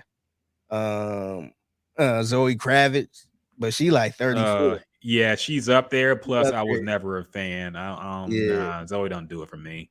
Yeah, we already had our conversations about Keke Palmer. You could check that out last week's podcast. Yeah. But yeah, I don't think it's nobody, man. Yeah, there's nobody like having that role of just beautiful black actress. Like, I'm not saying these women aren't beautiful, but it's like there's no one who would like. I feel like Halle Berry in her prime would like stop traffic. She was the talk of the barbershop. Yeah, like you got to go see that Halle Berry movie. Like, oh, Halle Berry, like Halle Berry, dog. They was talking about her. Dog, they was talking about that Monster Ball scene like it was like it was real porn. Must see TV. Like, hey, you got to see Monsters Ball at least like the first 15 minutes. I'm like, all right, let me rent it. Yeah, man. Look, see, Zendaya, I barely even count her as black. Let's be real, man. All right. Has she ever had like a black love? She's from South Africa. Yeah, I don't know about that. Yeah. Kiki Palmer. Yeah, we talked about her. Yeah. I don't know. She looked good, but who is that? Yeah. Vanessa Morgan. Fine and Carter. See, like these ain't like no box office type of movies though, right? Nah. See, I don't even recognize these people, man. Yeah. Like, what are they in? Yeah, I'm looking. Look, Tyler Perry, House of Pain. Come on, man. Troy on Facebook mentioned somebody, Gugu Mbatha Raw. I remember she was in Loki, but I don't remember her at the same time. Like, she didn't stick out to me, man. See, She these looks just look cute. like models. Like they Yeah. look good, but I They mean, don't look like movie stars, man. yeah. It's not like they tearing up these movies. Like I'm not going to see none of these movies they're in. She Yeah, was in the man. Hunger Game. See, But I don't know these people, man. I don't know any. Well, who's number one? Was it Zen? As it go? Oh, it's going backwards. So these are like the lesser. Like, okay, yeah, I don't know any of these people, man. yeah. I'm about to say I seen her before. I guess she was in that Everybody Hate Chris show. She was younger then, but like I said, like these movies ain't like it ain't no big movies. Yeah. Coco Jones. Like I don't know. Yeah. Yeah.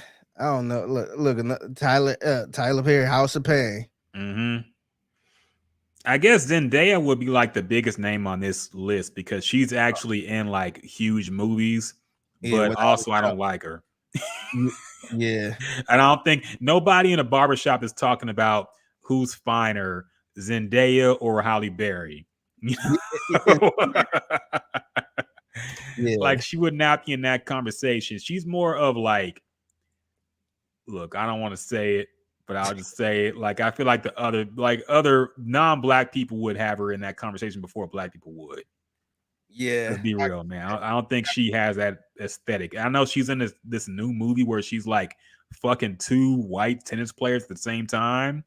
And I'm like, I don't know, it's weird, man. I don't know what's going on. I don't know, man. It's strange. Yeah. But Ain't nobody. I mean, we ain't got nobody like that, man. I guess we just got the rappers and the Instagram models. Because my go-to whenever somebody say hall pass, I always ended up talking about like a rapper or something like a Young Miami or Cardi B or something like that. Yeah. Like my go-to ain't Halle Berry anymore, or yeah. I don't know. I don't even know if I would name a rapper. Like, look, I'm thinking about STDs too, man. I don't want no pass around for my hall pass and then bring back a yeah. So you ain't picking Sexy Red as a hall pass. No, I'm not fucking with nobody in the music industry. I'm using my hall pass on, man. I'm sorry, y'all. I just feel like they all pass arounds, you know. So nah, I can't do it. But yeah, it'll be rough, man. I think it'll be like just an old chick who was always like a Mariah Carey maybe or something, man, even though she's in the music industry too. So I guess that's breaking my own rule. But it's like that'll be just a fucking a bucket list type thing, man. Like instead of picking some young thing who I ain't ever heard of what any movie she's in. Yeah. You know, why not go for Halle Berry? Yeah. No, for real. See what all the hype was about. Knock the dust off that pussy. Yeah. You might mess around. You might have to pay you some alimony or something. Yeah, hey man. Hey, that's a come up. Hey, if I could win her over back to our side, I'd be like, look, Glorilla ain't about to pay you nothing. So I'm only gonna take $5,000 a month. Okay, I'm not gonna be like these other guys with 8,000 and 16,000. See, I'm cheaper. I have a lower cost of living, and we can still be friends. Yep, you can still kick it. So, speaking of Sexy Red, how you feel about the run Sexy Red is on now? Because we never really talked about her. Look, she just I feel. Are we gonna act like she's not gonna be just another flash in the pan type rapper? Like I feel like Ice Spice hype is already dying out. a bit, and she just had the Taylor Swift stimulus package. Mm-hmm. And now it's like, I don't know why, but it seems like with women, only one can really be high at one time. Yeah. And I feel like it's always going to switch. And when Nikki starts ramping up, she's going to push the other woman down too. Yeah. So I don't look with Sexy Red. She's having her moment, but I don't see her lasting. I don't see her even lasting like Cardi B has lasted. Yeah. I don't see it. It's gonna be like Glorilla is already kind of gone at this point, and she was a hot one at one point. So I don't see her making it, or at least lasting long as the top rap girl. Yeah, I will say though, I feel like the run she's on now is probably higher than what Ice Spice run was. Yeah. Or even Glorilla. She had everybody was talking about Glorilla. But to me, I don't know. Ice Spice never did it for me, man. Yeah. I tried to, and my ultimate test is listening to something with your wifey in the car, because she don't really be listening to stuff like that. And she made a comment like, "This sounds like the same song that just came on." It was like 3 different Ice Spice songs, and she was like, "It sound the same." So I'm like, I don't know. I just couldn't get into her, man. I just didn't see it, man. And then maybe, I then became New York biased too. Mm-hmm. She just got like this New York attitude. I was just like, man, I don't care. At least Sexy Red seemed like she cool as hell and funny as hell. Yeah. To be around. But yeah, it seemed like people, we talked about fake friends earlier. Mm-hmm. Seemed like everybody trying to get a piece of Sexy Red somehow. Oh yeah, definitely. So I don't know how long that's gonna last. And the good thing about her, at least she putting out music and shit. Mm-hmm. It seems like people like Ice Spice ain't putting nothing out. Glorilla ain't putting nothing out. And by that time, we done moved on. Somebody else hot now. So and then that kind of goes to my theory. What I said before, like, are these women even try to put out music like that, or they just trying to single you to death and eventually go into something else like Cardi B? Yeah, I think that's the play at this point, man. Because the album sales ain't gonna do nothing. You seen it with Corey, what's her name? Corey LeRae. Coi Leray, yeah. You seen it with her, and people laughed at it, but it's just like, damn, shit like that is a real problem. Mm-hmm. Like they pushing the hell out of her. They pushing the hell out of what was it, Chloe Bailey or whoever. Yep. Holly Bailey, and nobody cares, man. Nah, I mean, it's like I don't even know what their albums would sound like, but I'm like, do y'all even have like an album cut that's talking about anything different from what you usually talk about? I'll be surprised if they do, man. I feel like every song is just, let me sample this classic song and redo it and put some thought lyrics behind it and hope it blows up. So I don't know, man. We talk about this all the time on the podcast now. How this music has just gotten really stale. Yeah, in general. I kind of wonder too, because like when you look at somebody like a Sexy Red, it seemed like she blew up out of nowhere. Yeah, and surpassed every female artist right now. And as far as like, I guess being hot type thing, I wonder what other female artists that's really putting in the work, grinding, trying to. I wonder. Sometimes I'll be wondering how they feel, because you got people like Kenny Man that's still doing their thing. She just signed the Rock Nation. Shout out to Kenny Man. Yeah. You got people like Erica Banks that had her song, and people might consider her a one-hit wonder at this point. You know what I mean? Because that's the only song they know from her. And you see somebody like a Sexy Red that's just, you can say what you want about the lyrics or the songs, how ignorant it sounds, but people loving it, man. You got Drake taking pictures with her. You got Tyler, the Creator. They both poking their butts out. Like, she's the star right now. And it's like, damn, like is her song even that good? So Sometimes I'll be wondering how these females really be feeling about that. Somebody just pass you up like that. Look, man, I feel like number one, the people who write their own music have to be feeling a certain type of way, because most of these women are not writing their own songs. Like, look, say what you want about Nicki Minaj. I feel like she has a right to judge these new artists based on whether or not they're writing their shit, because that used to be a long time ago. Remember back in the day, man, them days is over. Remember back in the days, man, them days is over. It used to be important for a rapper to write their own rhymes. Yeah. Now nobody gives a shit, I know. But once upon a time in hip hop, that was actually very important. Yeah, thanks to Drake. Yeah. Well, to be fair, it's not just him. Kanye and people even before that kind of made it. Diddy as well. The producers. I felt like the Drake and Meek beef kind of started where people, like fans, actually came out and said, "I don't care if he don't write his music." Yeah. Because remember, I don't know about you, but I thought it was over for Drake when that reference track came out, and Meek was saying, "Man, like, look at this. He don't even write his own music. Like, what type of shit is that?"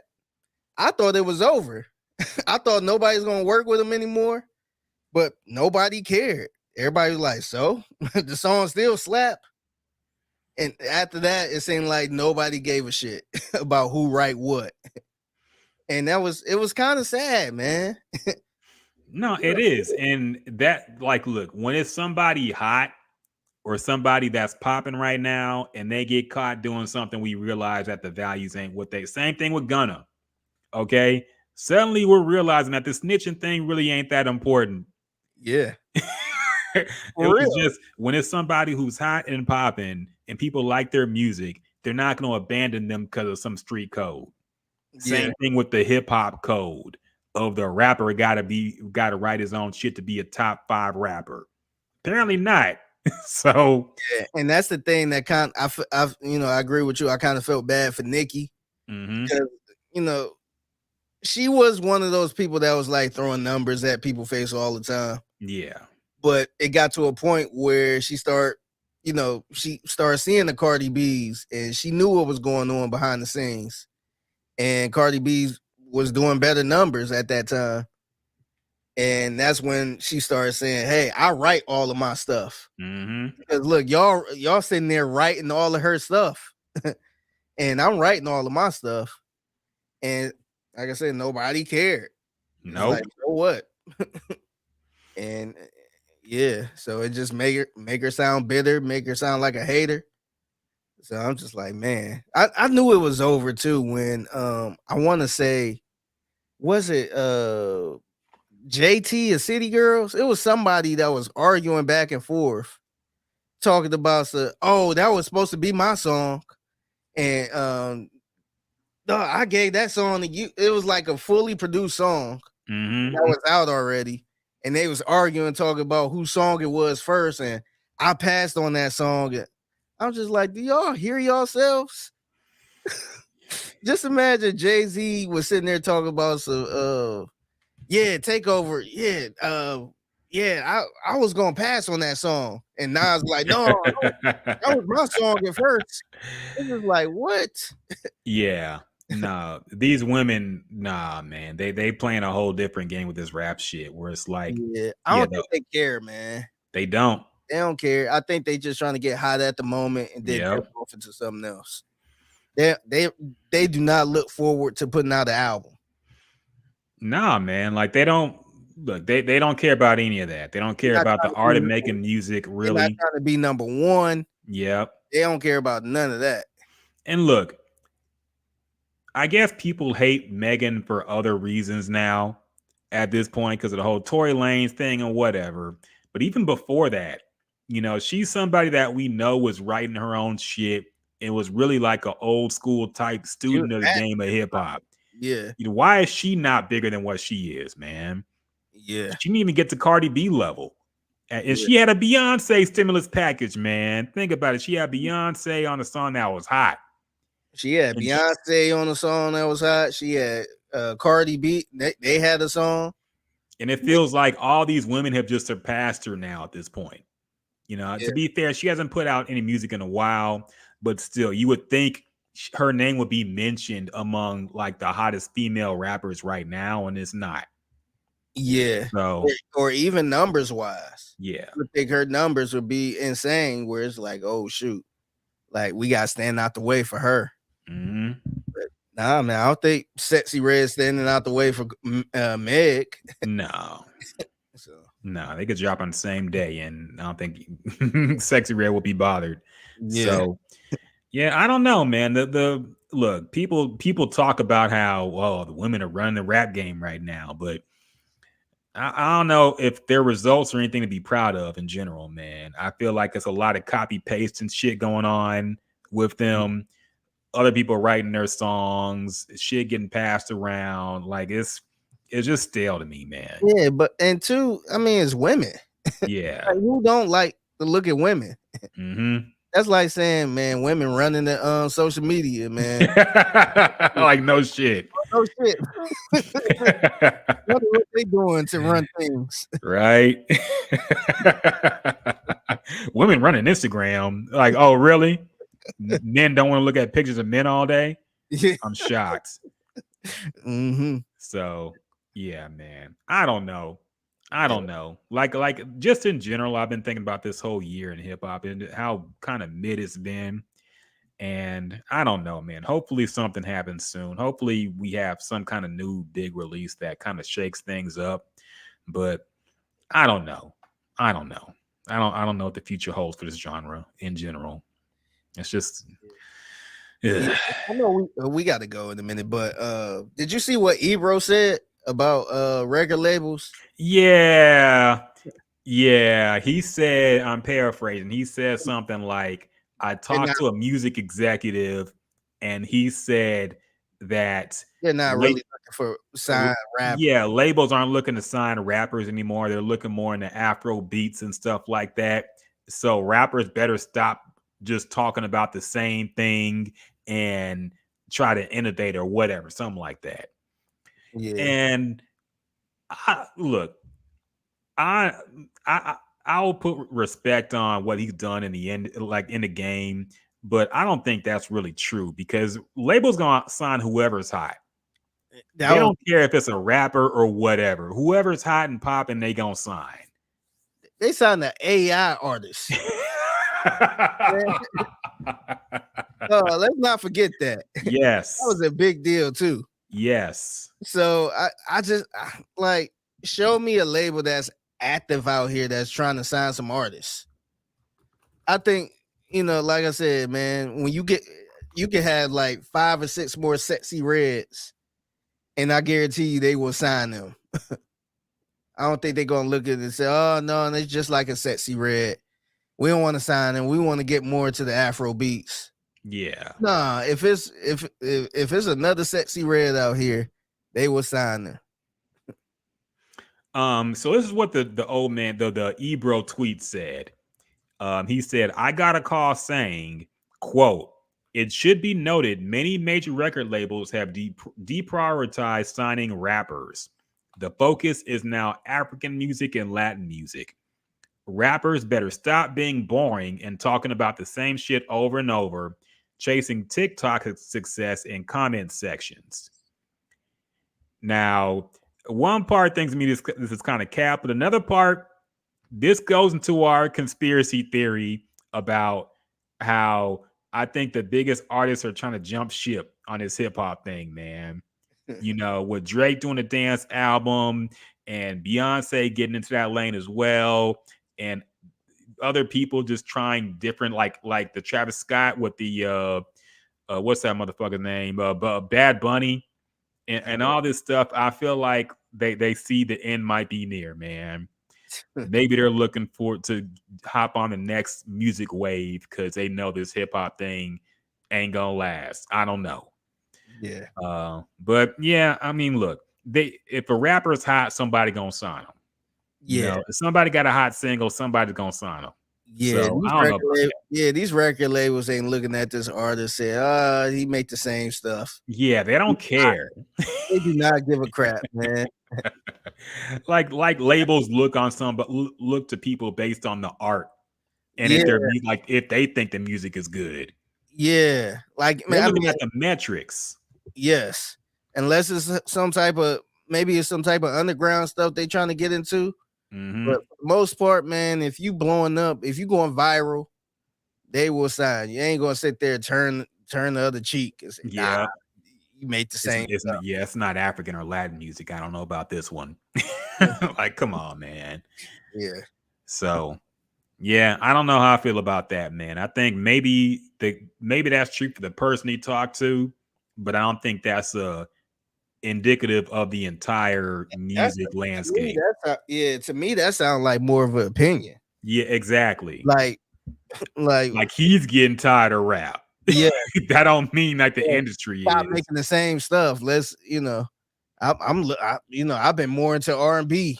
Yeah, I'm more into Latin music and African music. I don't know about this rap shit no more. Yeah.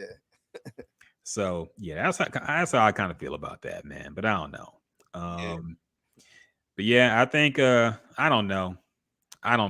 I think of we talked about this before on the podcast, how nobody really seems to be challenging Drake. Nobody wants the title of the best rapper alive anymore. Nobody like Kendrick and J. Cole are like retired at this point, man. They don't care, man. They really don't. Had their moment where they were king. And now they don't even want it no more. You ever seen some of them boxers that had the belt for so long that they just gave it up? Yeah, like the Klitschko brothers and the heavyweight, these two Russian brothers who were just killing everybody, and it just got really stale after a while.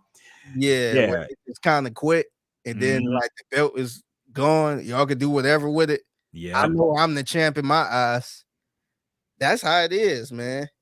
And it seemed like Drake just holding the belt, and I don't even think he won it like that. Not even he's talking about Drake is still young, man, and he's talking about a graceful exit. Yeah, like why? So I guess everybody just sick of rap. Even the rappers are sick of rap. Nobody wants to make music no more. Nobody wants to be the hottest out. Nobody's really inspired anymore. So I don't know, man. It's just it's a rough landscape, it seems like. So yeah, I don't know, but we will still focus on the albums that we think are focused on. But look, we are pivoting this podcast. You heard it here first. We are now sports and gaming and whatever else is hot. Okay, whatever else, wherever the bag is, we're going. This hip hop shit ain't working out. All right. Mm-hmm. We tried to break y'all new music. We tried, man. Yeah. But now we chasing the bag. We going the it is what it is. Cam and Mace. We gonna bring in somebody controversial and go viral. Fuck this shit. And get stay still. Yeah. Yeah. What's Sage still doing up to, man? What's she been up to? She been on a media run. Oh yeah, that's right. I think she's doing an interview with Michelle something. Tafoya? Tafoya, yeah. Yeah. That's another random person that people used to like until she quit and went super right wing. Yes. That was crazy. Yeah, I ain't see that coming. Nah, nobody did. At least people who didn't know her. I guess maybe people who work with her felt like she was that type. But I was shocked. I was like, wait, her? Yeah. It was weird, man. Started talking about politics and COVID shot vaccines and all that stuff. I was like, damn. You covered it up good on the sidelines. Yep. But Sage been on like a press run. She was on somebody podcast with Fox or something like that.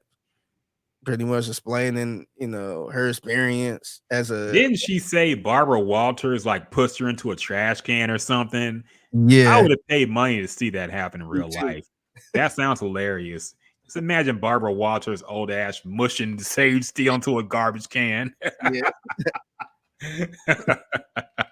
She was having fun with it too on social media. She was like retweeting the jokes and everything. Yep. I ain't gonna lie, man. It seemed like she kind of in a better space now. It seemed like because usually when people get a little irritated, I mute them. But she haven't really been that irritating.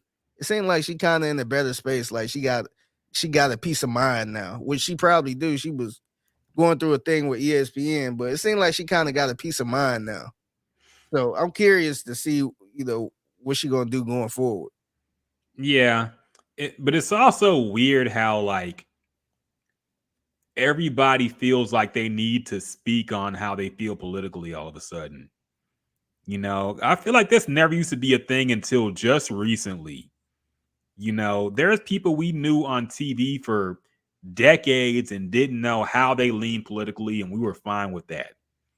Now it's like everybody feels trapped if they can't say how they feel politically on TV. It's like, when did this happen? Yeah, they gotta express what's going on. Yeah. Opinion. I'm just like, man, like I don't really care. I don't really care what Say Steele thinks about the vaccine, man. I'm sorry. Like I really I can listen to different theories, but not from her. Yeah. So I don't know why, like suddenly, and I think it's just everything being politicized now. Like there's no escaping it, no matter what you're into at this point. Yeah. But I just wish people would just go back to keeping entertainment in general.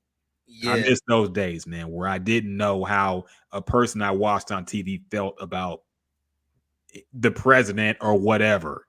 Yeah. So I don't know. It's just weird, man. Yeah. But anyway, I digress. I think that might do it for our tangents and our sidebars for this podcast, man. I think that about does it for our discussions on this week. Anything else trending? Anything else we might have missed? I think that might about wrap it up. I don't think anything happened. So, yeah, let's go ahead and wrap this one up. We appreciate all y'all who joined us for this edition of the podcast on Friday. Miguel, Troy on Facebook. We love y'all. Brad as well. Brad Spoon. Appreciate y'all. And until next time. Peace.